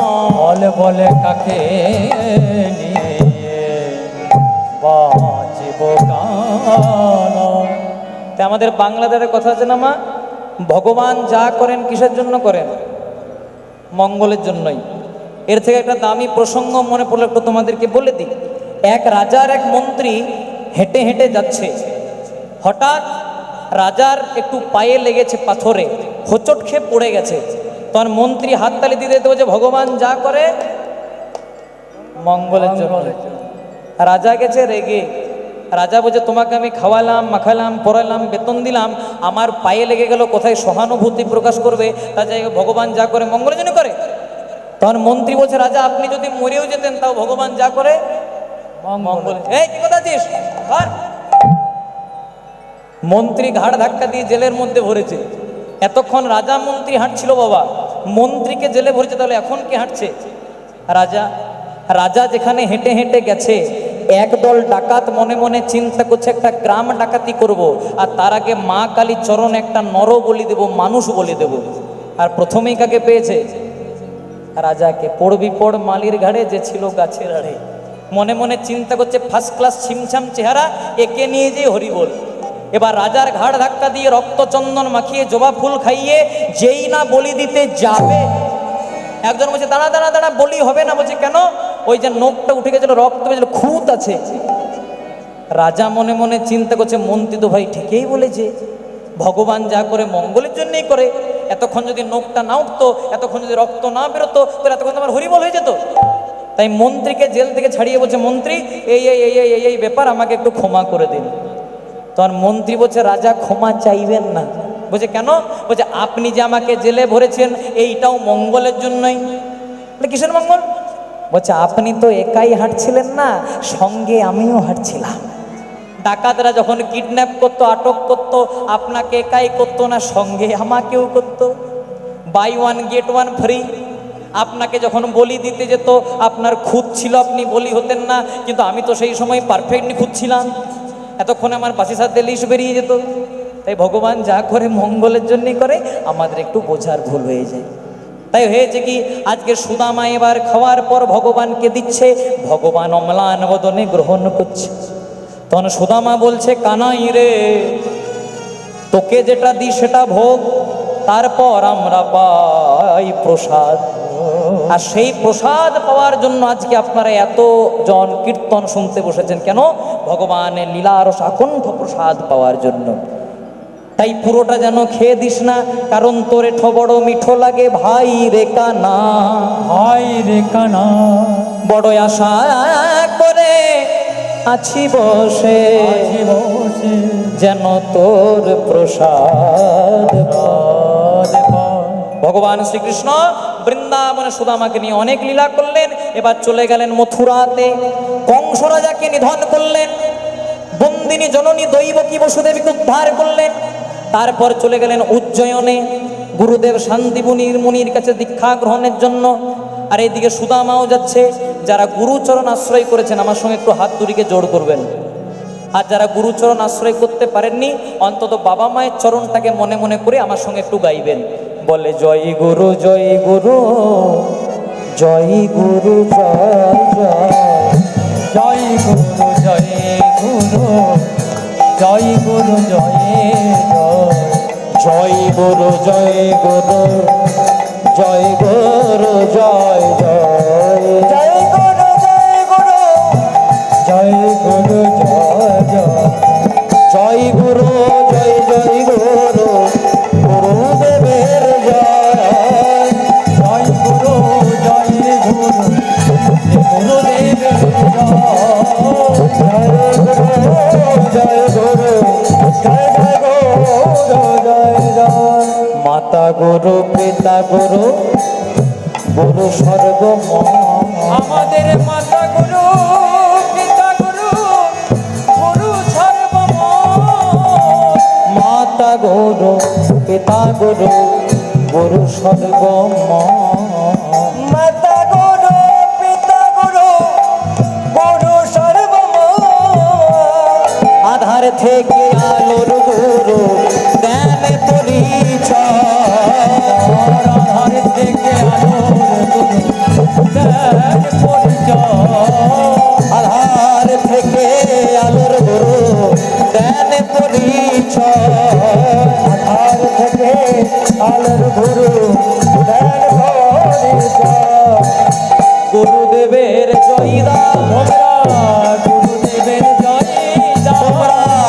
গুরুদেবের জয় দাও, গুরুদেবের জয় দাও, বলে জয় গুরু জয় গুরু, গুরুদেবের জয় দাও, বলে জয় গুরু শ্রী গুরু, গুরুদেবের জয় দাও, গুরু জয় গুরু জয় গুরু জয় গুরু জয় তাই হরি বল। গুরু জয়, গুরু জয়, গুরু জয়। গুরু জয়, গুরু জয়, গুরু জয়। গুরু ব্রহ্মা গুরু বিষ্ণু কৃষ্ণ গুরুদেব মহেশ্বর, দেব মহেশ্বর, গুরু সাক্ষাৎ পরম ব্রহ্ম তাস্मै শ্রী গুরবে নমঃ। শ্রী গুরবে নমো নমঃ। কৃষ্ণ বলরাম সুদামা তিনজনে মিলে গুরুর আশ্রমে থাকতে শুরু করলো। দেখতে দেখতে তারা বড় হয়ে গেল। গুরুদেব শান্তিপুনি মুনি বলছে, হ্যাঁ কৃষ্ণ, তোমরা তো অনেক দিন ধরে আমার আশ্রমে আছো, এবার বলো তোমরা কে কি শিখতে চাও। ভগবান কৃষ্ণ বললেন, গুরুদেব, এর আগে হয়েছিল আমার মথুরা লীলা, সেখানে আমি রাজা হয়েছিলাম। এরপরে হবে দ্বারকা, সেখানে আমি হব মহারাজা। তাই আমি আপনার কাছে যুদ্ধনীতি এবং রাজনীতি শিখতে চাই। আর কি শিখতে চাও গুরুদেব? আমি আপনার কাছে 64 কলা বিদ্যা শিখতে চাই। যেই না বলেছে 64 কলা বিদ্যা, সঙ্গে সঙ্গে আজকে গুরুদেব বলছে, কৃষ্ণ, মানুষের এক কলা বিদ্যা শিখতে জনমের পর জনম লেগে যায়, তুমি 64 কলা বিদ্যা শিখবে? গুরুদেব, আপনি তো জানেন লীলা জগতে আপনি আমার গুরু, কিন্তু আমি তো জগদীশ্বরের মালিক। আপনার কাছে আমি 64 কলা বিদ্যা শিখতে চাই। বেশ, শেখাবো। বলরাম, তুমি কি শিখতে চাও? গুরুদেব, আমি হলধর, আমি ধনুর্বিদ্যা জানি না, আমি আপনার কাছে ধনুর্বিদ্যা শিখতে চাই। সুদামা, তুমি কি শিখতে চাও? গুরুদেব, আমি না শিখতে চাই যুদ্ধনীতি, না শিখতে চাই রাজনীতি, আমি দরিদ্র ব্রাহ্মণের ছেলে, আমি আপনার কাছে বেদ অভ্যাস করতে চাই। বলে, অনেক ভাগের ফলে ঘরে বৈষ্ণব আসিয়া মেলে, অনেক ভাগ্যের ফলে বৈষ্ণব আসিয়া মিলে। অনেক ভাগ্যের ফলে ঘরে বৈষ্ণব আসিয়া মেলে। আবার ঘরে বৈষ্ণব সেবা, ঘরে বৈষ্ণব সেবা, আবার না দিয়ে বৈষ্ণবের সেবা, বলে উদ্ধার পেয়েছে কেবা। বৈষ্ণব সেবা, বলো বলো উদ্ধার পেয়েছে কেবা। আবার কবে তোমাদের সঙ্গে দেখা হবে জানি না মায়েরা, কিন্তু তোমাদেরকে আমি যাওয়ার আগে একটা কথা বলে যাব, অন্তত এই কথাটি আমার মানবে। তোমাদের বাড়িতে যদি কোনোদিনও কোনো বৈষ্ণব আসে, কেউ যদি ভিক্ষা করার জন্য আসে, কাউকে খালি হাতে ফিরিয়ে দিও না। হয়তো তোমার 100 টাকা দেওয়ার সামর্থ্য নেই, তোমার 16 আনা দেওয়ার সামর্থ্য, তুমি সেটাই দেবে। কারণ কোন বৈষ্ণব কোন রূপে এসে আপনার দেওয়া সেবার বস্তুটা কোন জায়গায় নিবেদন করে দেবে, এটা বলতে পারবেন না। পুরী ধামে একজন বৈষ্ণব ছিল, যার নাম ছিল নামদেব বাবা। এই নামদেব বাবা পুরী ধামে ভিক্ষা করতেন। কেউ চাল দিত, কেউ টাকা পয়সা দিত, কেউ চিড়ে মুড়ি দিত। আর প্রত্যেক দিন ওই নামদেব বাবা একজন বুড়ি মায়ের ঘরে যেতেন।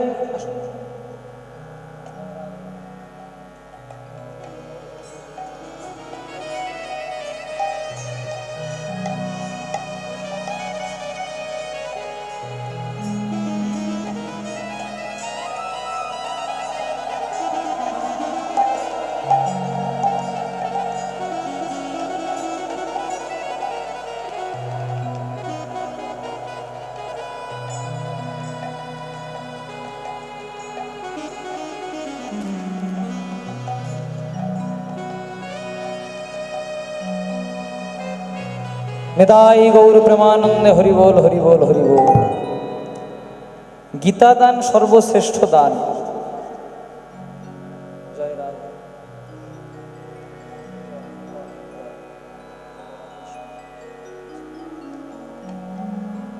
নিতাই গৌর প্রেমানন্দে হরি বল হরি বল হরি বল। জয় জয় রাধে শ্যাম। তাই কি হয়েছে মা, পুরী ধামে ওই নামদেব বাবা চতুর্দিকে ভিক্ষা করতেন। কেউ চাল দিত, কেউ টাকা পয়সা দিত, কেউ চিড়ে মুড়ি দিত। আর প্রত্যেক দিন ওই নামদেব বাবা একজন বুড়ি মায়ের ঘরে যেতেন। ওই বুড়ি মা কি দিত? চালও দিত না, টাকা পয়সাও দিত না, চিড়ে মুড়িও দিত না, দিত শুধু গালি আর মন্দ। লজ্জা করে না এ বয়সে অন্য কিছু করে খা, তার জায়গায় ভিক্ষা করতে চলে এসেছিস? সবাই বলা বলি করতো, হ্যাঁ বাবাজি, কেউ চাল দেয়, কেউ টাকা পয়সা দেয়, কেউ চিড়ে মুড়ি দেয়, এতেই তো দিব্যি চলে যায়। ওই মায়ের ঘরে কেন যাও? ও তো শুধু গালিমন্দ দেয়। তখন বাবাজি বলতো, কিছু তো দেয়, খালি হাতে তো আর ফেরাই না। প্রত্যেক দিনের মতো বাবাজি আজকেও ভিক্ষা করতে গেছে। কেউ চাল দিয়েছে, কেউ টাকা পয়সা দিয়েছে, কেউ চিড়ে মুড়ি দিয়েছে। এবার যেই না ওই মায়ের ঘরে যাবে, প্রত্যেক দিন গালি মন্দ দেয়। আর আজকে সকালবেলায় চলে এসেছে বাবা, প্রত্যেক দিন গালি মন্দ দেয় তো। আর আজকে সকালে একটা কাপড়ে গোবর জল দিয়ে ঘরটাকে নেতা দিচ্ছে, মানে মুছছিল। প্রত্যেক দিন গালি মন্দ দেয়, আর আজকে গোবর জল দেওয়া কাপড়টা বৈষ্ণবের দিকে ছুঁড়ে মেরেছে। বৈষ্ণব কি করেছে? একটা কথাও বলে নাই। ওই গোবর জল দেওয়া কাপড়টাকে প্রথমে পুরীর সমুদ্রে নিয়ে গিয়ে ধৌত করেছে, মানে ধুইয়েছে। যখন ভালো করে ধোয়া হয়ে গেছে তখন রোদে শুকাতে দিয়েছে। যখন রোদে শুকিয়ে গেছে তখন টুকরো টুকরো করে কেটে পোলতে করেছে। আর যেখানে জগন্নাথের আরতি হয় প্রদীপের মধ্যে পোলতেটা দিয়ে দিয়েছে। দিয়ে পরে বলছে, গো জগন্নাথ জগতে কাহা বসি রই মুই ছাড়, এই যে পোলতেটা দান করলাম এতে শুধু আমাকে কৃপা করো না, আমার বুড়ি মাকে তুমি কৃপা করো। আমার বুড়ি মাকে তুমি তুমি কৃপা করো। বুড়ি মাকে তুমি কৃপা করো, বুড়ি মাকে তুমি কৃপা করো। ও বড় প্রেম দিয়ে তোমার সেবা দেয় গো বুড়ি মা। মাকে তুমি কৃপা করো। বড় প্রেম দিয়ে সেবা দেব। আমার বুড়ি মাকে তুমি কৃপা করো। ভক্ত বড় সত্য পণ্ডিত রইল বসে, বৃক্ষের ফলটি বৃক্ষে রইল, বৃন্ত গেল খসনি। তাই গৌর হরি হরি বল। ভক্ত বড় সত্য পণ্ডিত রইল বসে, বৃক্ষের ফলটি বৃক্ষে রইল, কেবল বৃন্ত গেল খসে। ভক্ত যদি খাওয়ায় আমায় সেদিন আমি খাই, ভক্ত যেদিন না খাওয়ায় আমায় আমি উপবাসে যাই। ভক্ত যেদিন খাওয়ায় আমার, সেই দিন আমি খাই। ভক্ত যেদিন না খাওয়ায় মরে উপবাস যায়। আজকে হচ্ছে চৈত্র মাসের 18 তারিখ, এই মাসের 30 তারিখ হচ্ছে গাজন, মানে যেটাকে আমরা চড়ক পূজা বলি। আপনাদের এখানে হয়? একটু চড়ক পূজা দর্শন করবেন, কারণ জগতের সর্বশ্রেষ্ঠ বৈষ্ণব হচ্ছে আমার দেবাদিদেব মহাদেব। সেটা মহাদেবের কারণে পালন করা হয়। আর এই সেই চড়ক পূজার দিনে যদি ভক্তি ভরে একটু ওই চড়ক পূজাটাকে উদযাপন করতে পারেন, আমাদের মানব জনমটা ধন্য হয়ে যাবে। এই 30 তারিখে চড়ক পূজা আসছে। আমরা হিন্দু সনাতনী হয়ে যদি আমাদের উৎসবগুলো পালন করি, আমাদের ধর্মটা আস্তে আস্তে আরও উঁচু জায়গায় যাবে। কারণ এখন যা ধর্মের পরিস্থিতি আপনারা সকলেই সব কিছু দেখছেন। এই রামনবমীতে জলঙ্গি, যেটা মুর্শিদাবাদ, সেখানে রামনবমীর মিছিলে যে পতাকা ছিল সেটাকে নামিয়ে দেওয়া হয়েছিল। তার বিনিময়ে আমরা অনেক ঘাত প্রতিঘাতের মধ্যে দিয়ে চলেছি। এখনো সময় আছে। হিন্দুরা যদি একজোট হয়ে ধর্মকে বাঁচাতে পারেন, তাহলে একদিন ঠিক আমাদের ধর্ম আবার সর্বশ্রেষ্ঠ জায়গায় যাবে। তাই গৌর প্রেমানন্দে হরি হরি বল। ভক্ত যেদিন খাওয়ায় আমায় সেদিন আমি খাই, ভক্ত যেদিন না খাওয়ায় আমায় আমি উপবাস যাই। ভক্ত যেদিন খাওয়ায় আমায় সেদিন আমি খাই, ভক্ত যেদিন না খাওয়ায় আমায় উপবাস যাই। হরে কৃষ্ণ কৃষ্ণ কৃষ্ণ হরে হরে, হরে রাম রাম রাম হরে হরে। হরে কৃষ্ণ কৃষ্ণ কৃষ্ণ হরে হরে, হরে রাম রাম রাম হরে হরে। হরে কৃষ্ণ কৃষ্ণ কৃষ্ণ হরে হরে, হরে রাম রাম হরে হরে। এবার কৃষ্ণ বলরাম খুব মন দিয়ে শুনবেন মা, অনেকটা পেরিয়ে এসেছি, আর বেশিক্ষণ নেই। আজকে ভগবান শ্রীকৃষ্ণ, বলরাম আর সুদামা তিনজনে মিলে গরুর আশ্রমে থাকতে শুরু করলো। কিন্তু ভগবান বলেন, যে করে আমার আশ প্রথমে করি তার সর্বনাশ, তথাপি যে ছাড়ে না আমার পাশ আমি হই তার জনমা জনমের দাসানুদাস। তাই ভক্তকে পরীক্ষা করার জন্য আজকে ভগবান শ্রীকৃষ্ণ সুদামাকে বলেন, সুদামা, আগে যখন আমরা বৃন্দাবনে ছিলাম তখন ব্রজের ঘরে ঘরে মাখন চুরি করতাম, ননি চুরি করতাম, কিন্তু অনেক দিন চুরি করে খাওয়া হয় নাই ভাই, একটু চুরি করে খাবি? তার সুদামা বলছে, কানাই আগে ছোট ছিলাম চুরি করলে কেউ কিছু বলতো না, আর এখন আমরা বড় হয়েছি চুরি করা মানে মহাপাপ। তখন কৃষ্ণ বলছে, আমার জন্য এইটুকু করতে পারবি না, এই ভালোবাসিস? বলছে, যখন ভালোবাসার প্রশ্ন তুলে দিলি তাহলে চুরি করব। কোথায় চুরি করতে হবে? ভগবান বলছে, ওরে সুদামা রে, ওরে সুদামা রে, কালকে আমাদের গুরুমা সুমুখী দেবী বড় বড় নারকোলের নাড়ু করে রেখেছে, আর যখন থেকে নারকোলের নাড়ু করে রেখেছে তখন থেকে মনটা আমার খাই খাই খাই খাই খাই খাই, ওখানে চুরি করতে হবে। এবার কৃষ্ণ দরজা পাহারা দিচ্ছে আর সুদামা চুরি করছে।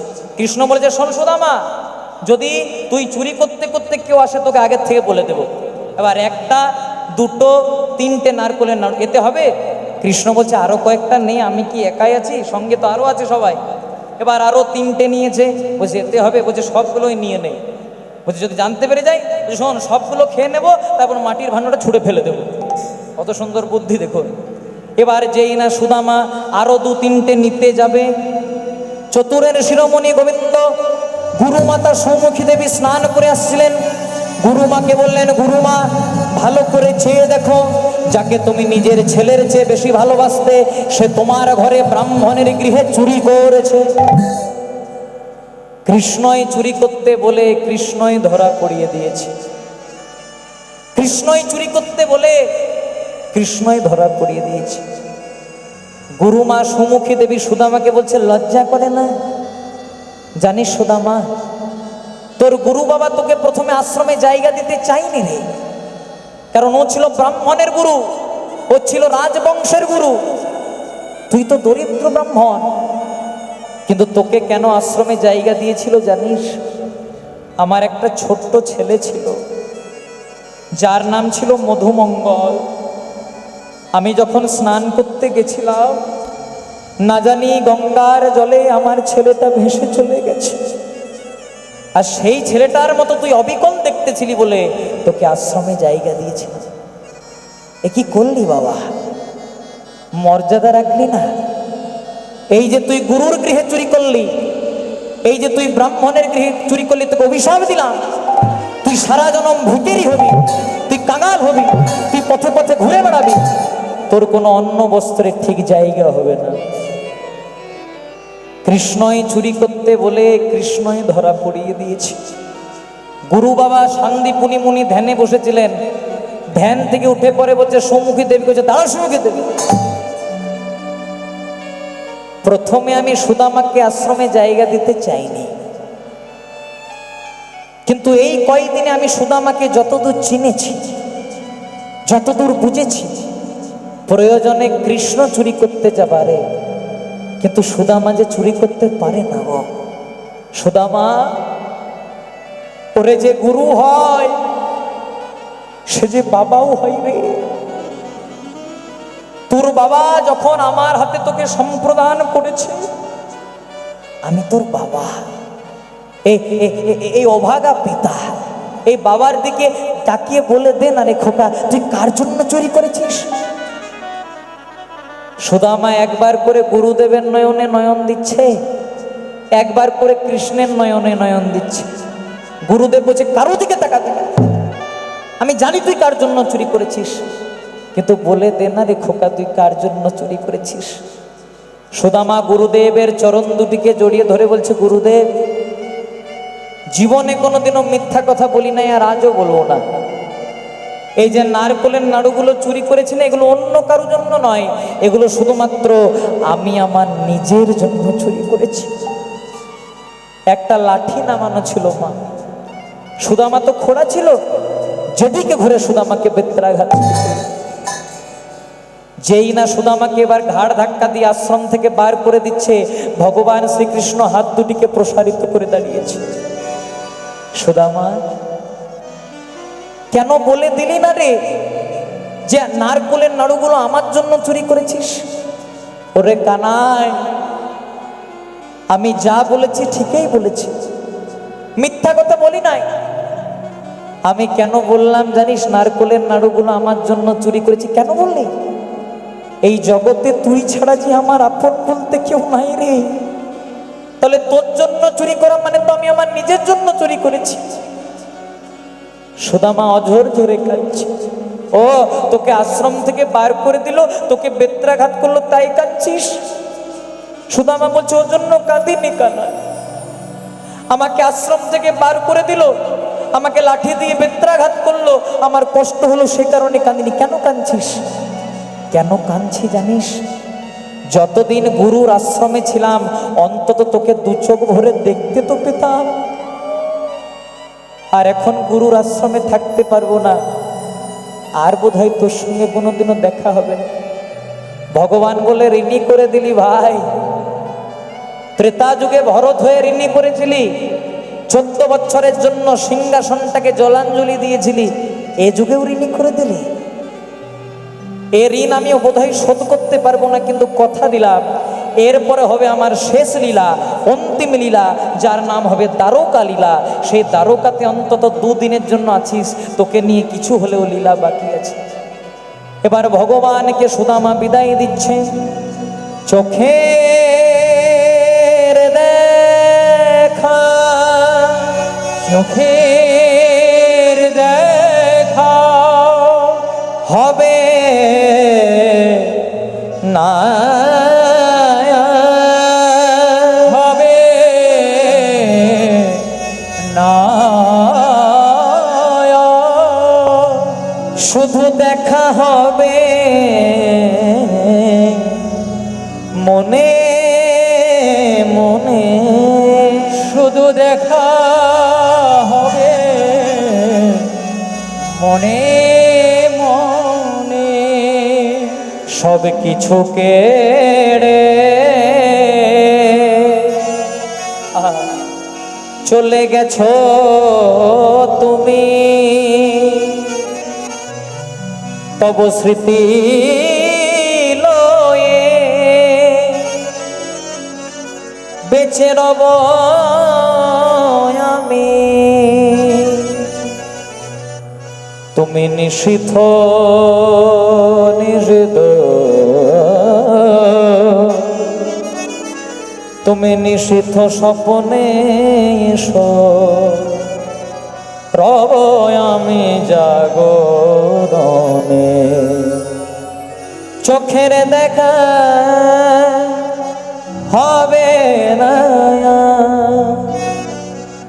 তুমি ভেবেছ কি মনে, তুমি ভেবেছ কি মনে,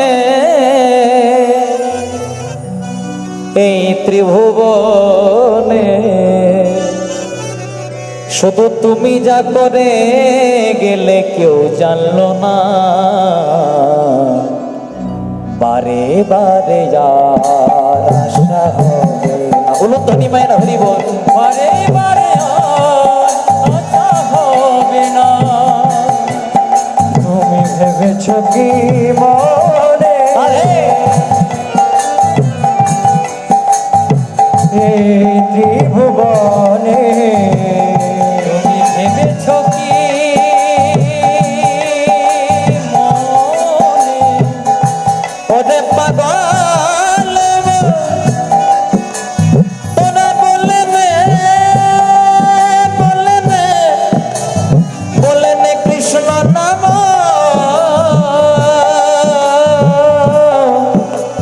তোরা বলে নে কৃষ্ণ নাম। তুমি ভেবেছ কি মনে এই ত্রিভুবনে? আবার তুমি যা করে গেলে কেউ জানল না। বারে বারে আর আশা হবে না। হবে না। বারে বারে আর আশা হবে না। বলে এমন মানব জন, এমন মানব জন এমন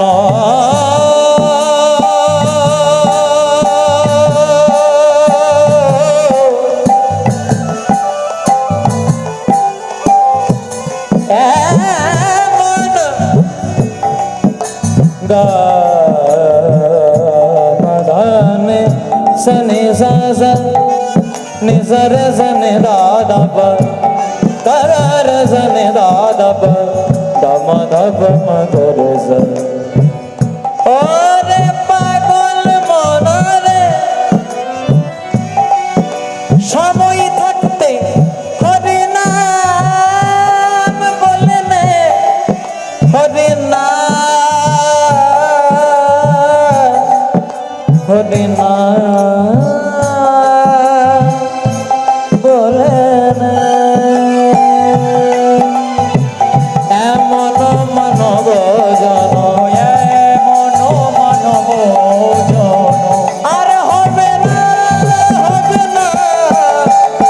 বারে বারে আর আশা হবে না। বারে বারে আশা হবে না। বারে বারে যার আশা হবে না। বারে বারে বারে বারে বারে বারে যার আশা হবে না। বলো ভাই गिरधारी लाल की, বলো ভাই गिरधारी लाल की। সুদামা চলে গেল বাড়িতে, একদম মিলনের রাস্তায় চলে এসেছি মা, খুব মন দিয়ে শুনবে।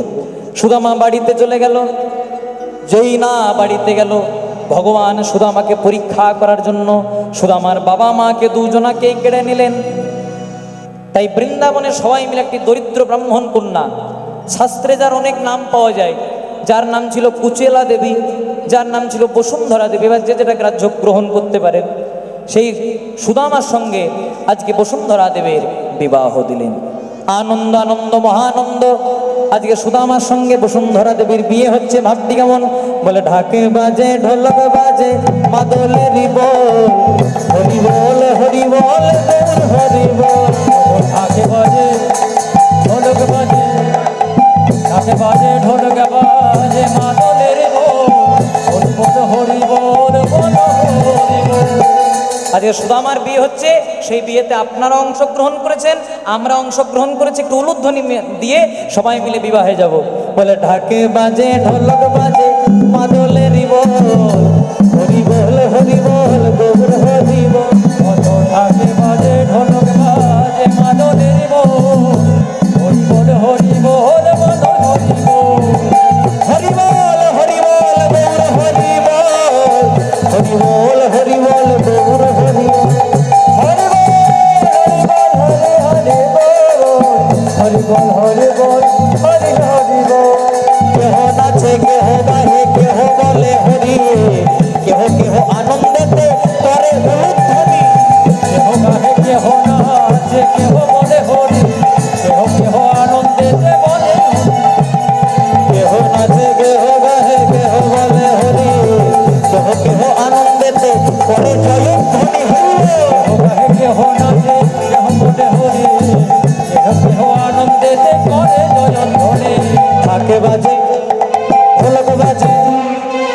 বাজে ঢোলক বাজে মাদলেরই বল, সুদামার বিয়েতে আনন্দেরই বল। ঢাক বাজে ঢোলক বাজে মাদলেরই বল, সুদামার বিয়েতে আনন্দেরই বল। ঢাক বাজে ঢোলক বাজে মাদলেরই বল, সুদামার বিয়েতে আনন্দেরই বল। সুদামার বিয়েতে আনন্দেরই বল। সুদামার বিয়েতে আনন্দেরই বল। আনন্দ আনন্দ মহানন্দ। আজকে সুদামার সঙ্গে কুচেলা দেবীর বা বসুন্ধরা দেবীর বিয়ে হয়ে গেল। শুভ দিন শুভরাত্রি, তিনজনে মিলে দুজনে মিলে আজকে কৃষ্ণ নাম হরিনামে রত হলো। যেমন স্বামী তেমন স্ত্রী, দুজনে মিলে কৃষ্ণ নাম গাই। কিন্তু সুদামার স্ত্রী কিছুদিন পরে জানতে পারল আমার স্বামী সুদামার বাল্যকালের বন্ধু কৃষ্ণ, সে নাকি এখন দ্বারকাতে রাজা হয়ে বসেছে। একেই তো আমাদের নুন আনতে পান্তা ফুরাই, দু চারটে বাড়িতে ভিক্ষা করি। যেদিন ভালো ভিক্ষা জোটে সেদিন কিছু পাই, আর যেদিন ভিক্ষা জোটে না সেদিন উপবাসে যাই। তাহলে স্বামীর বন্ধু নাকি এতদিন ধরে নাকি তার বন্ধু রাজা হয়ে বসেছে, আবার এমন দয়ালু রাজা কিছু চাইতে হয় না, আপনা আপনি দিয়ে দেয়।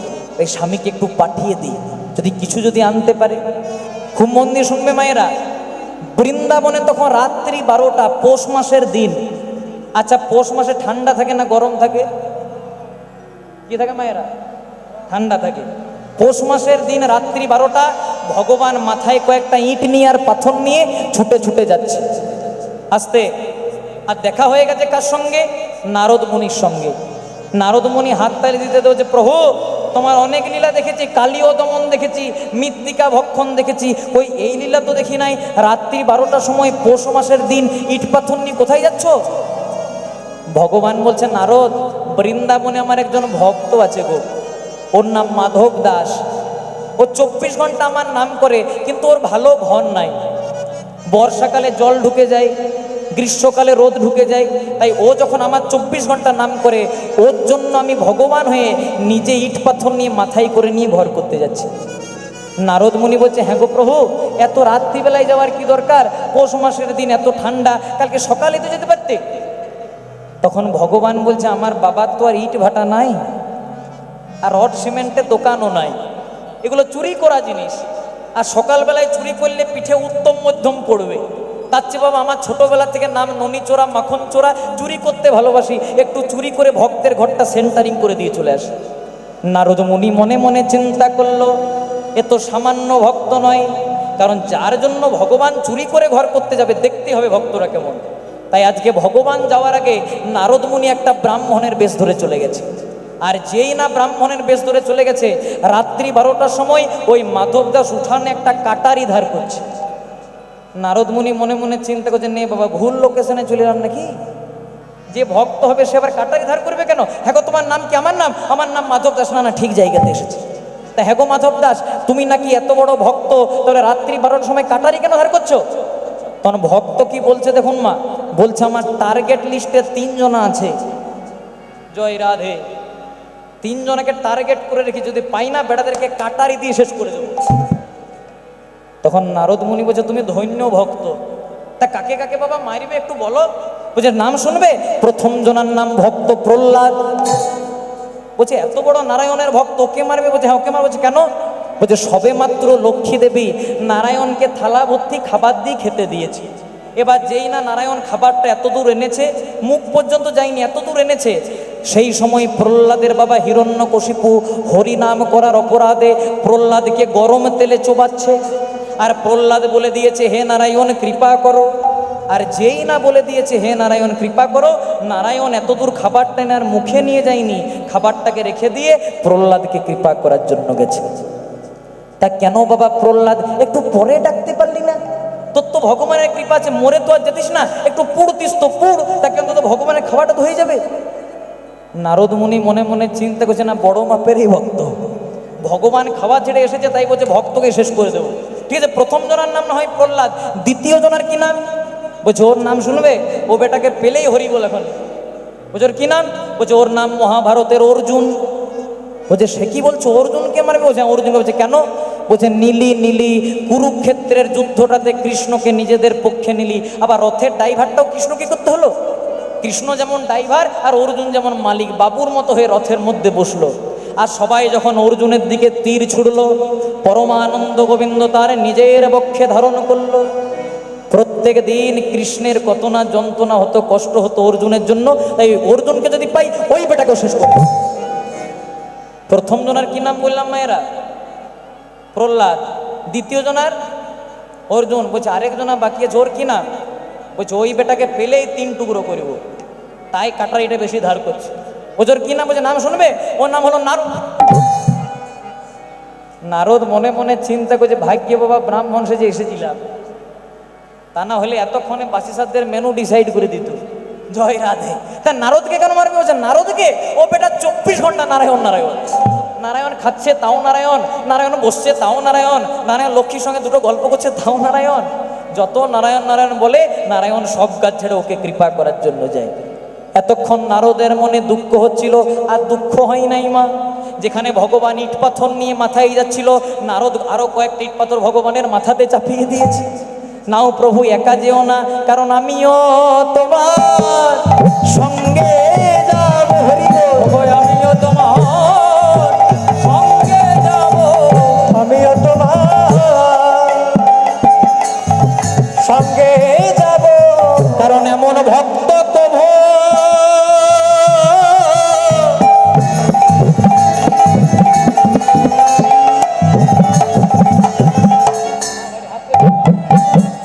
ভক্ত প্রভু দেখি নাই গো। ও গো আমিও তোমার সঙ্গে যাব। এই লীলার মিলনটা একটু করে দিই, খুব মন দিয়ে শুনবেন। আজকে সুধা আমার সঙ্গে একটি দরিদ্র ব্রাহ্মণ কন্যার বিবাহ হয়ে গেল। কুচেলা দেবী বসুন্ধরা শাস্ত্রে তার নাম। বসুন্ধরা দেবী মনে মনে চিন্তা করলেন আমাদের নুন আনতে পান্তা ফুরাই, কিন্তু শুনেছি নাকি আমার স্বামীর বাল্যকালের বন্ধু কৃষ্ণ এখন দ্বারকা রাজা হয়ে বসেছে, আর না চাইতেই সবাইকে সব কিছু দিয়ে দেয়। স্বামী, শুনলাম নাকি তোমার বাল্যকালের বন্ধু কৃষ্ণ, ওই কৃষ্ণ রাজা হয়েছে এখন। আগে প্রজা ছিল, এখন রাজা হয়েছে। জয় রাধে। আর ওর কাছে নির্বিচারে গেলে নাকি যাকে যা ইচ্ছা দিয়ে দেয়। আমাদের তো নুন আনতে পান্তা ফুরাই, আমাদের সেরকম কিছু নাই, একটু চেয়ে আনো। সুদামা বলছে শোনো বসুন্ধরা, আমি যখন আসছিলাম, আসার সময় আমি কানাইকে বলেছি আমার যদি শরীরে যতদিন থাকবে প্রাণ আমি তোমার নাম গাইব, কিন্তু হাত পেতে কিছু চাইব না।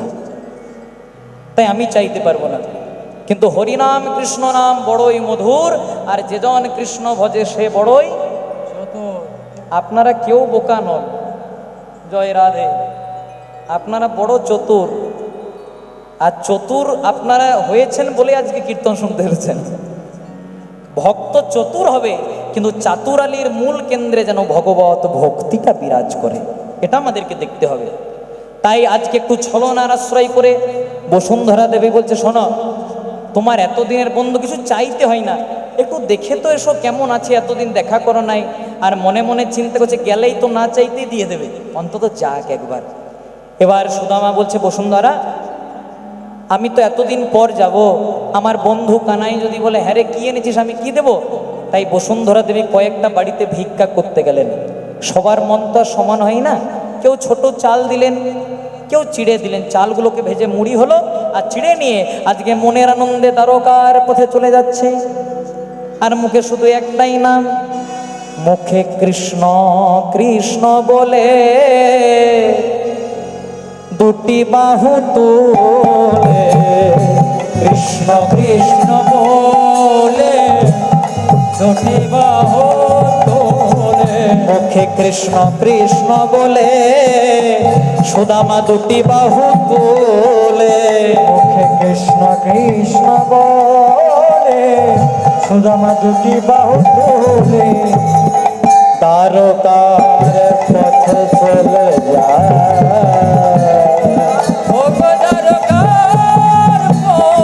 চলে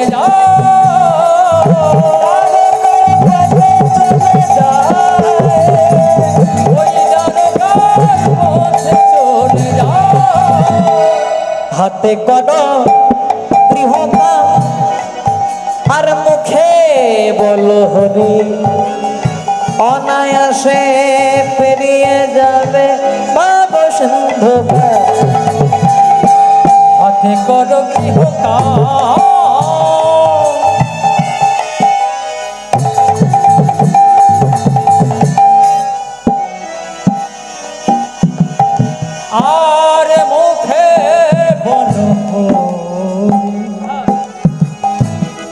রাধে। একদিন অনায়াসে পেরিয়ে যাবে তোমরা অবশ্যই বন্দে মাধব গৌর গোপাল মহিরল পীত মদন গোপাল সুরে শিখি পাখা গলে বনমাল চরণে নুপুর বাজে বন্দে মাধব গৌর গোপাল সুরে শিখি পাখা গলে বনমাল চরণে নুপুর বাজে বন্দে মাধব গৌর গোপাল মহিরল পীত মদন গোপাল সুরে শিখি পাখা গলে বনমালা চরণে নুপুর বাজে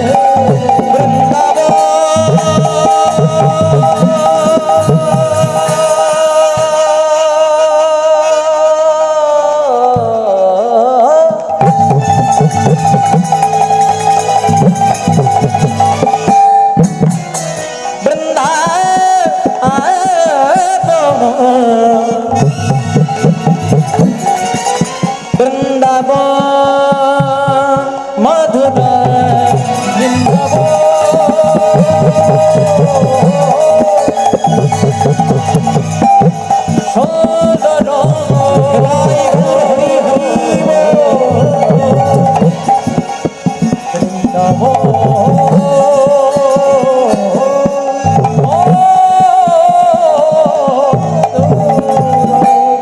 ওরে কানাই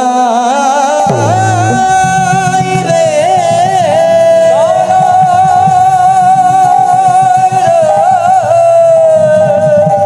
কৃষ্ণ প্রেম শুনির যেন শুদ্ধ গঙ্গার জল শুদ্ধ গঙ্গার জল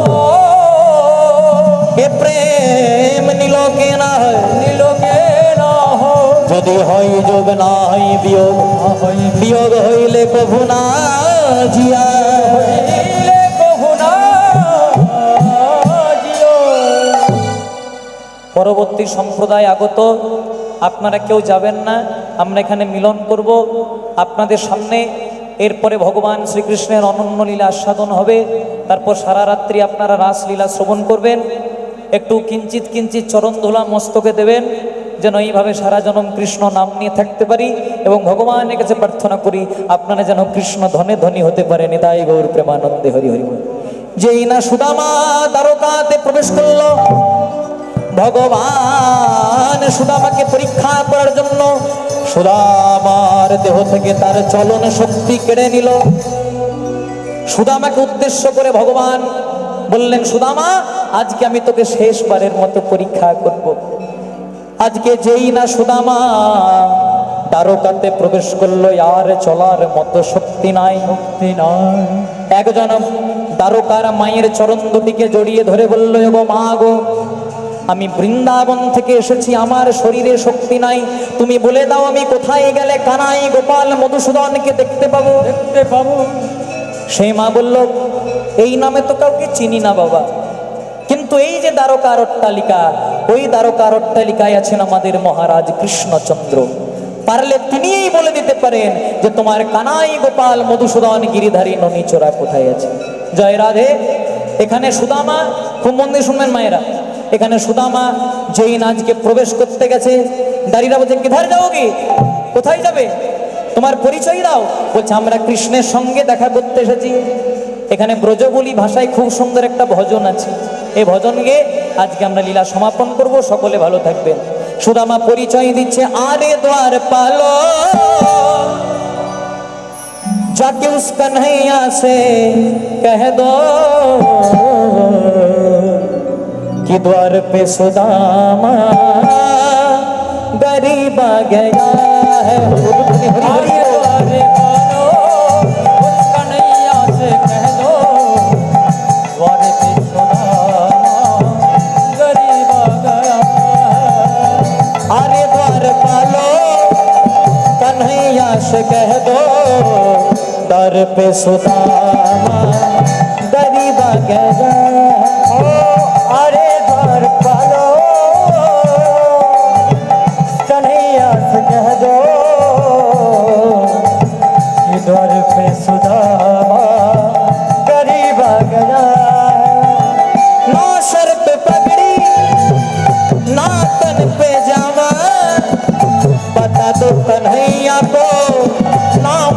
यशोदा ओ ना सर पे पगड़ी ना तन पे जामा बता दो कन्हैया को नाम सुना। আপনাদের চরণ থেকে এবার বিদায় নেওয়ার পালা। আগামী 4ঠা বৈশাখ আপনাদের সামনে ফুল তোলাতে আবার আমি আসছি সন্ধে 6টা থেকে। অগণিত ভক্তরা কৃপা করে সেখানে গিয়ে চরণ ধুলা মস্তকে দেবেন। নিতাই গৌর প্রেমানন্দে হরি হরি বল। রাধা নাচে কৃষ্ণ নাচে নাচে গোপী সঙ্গ मन में ना हो पिया सखीनी पावन वृंदावन।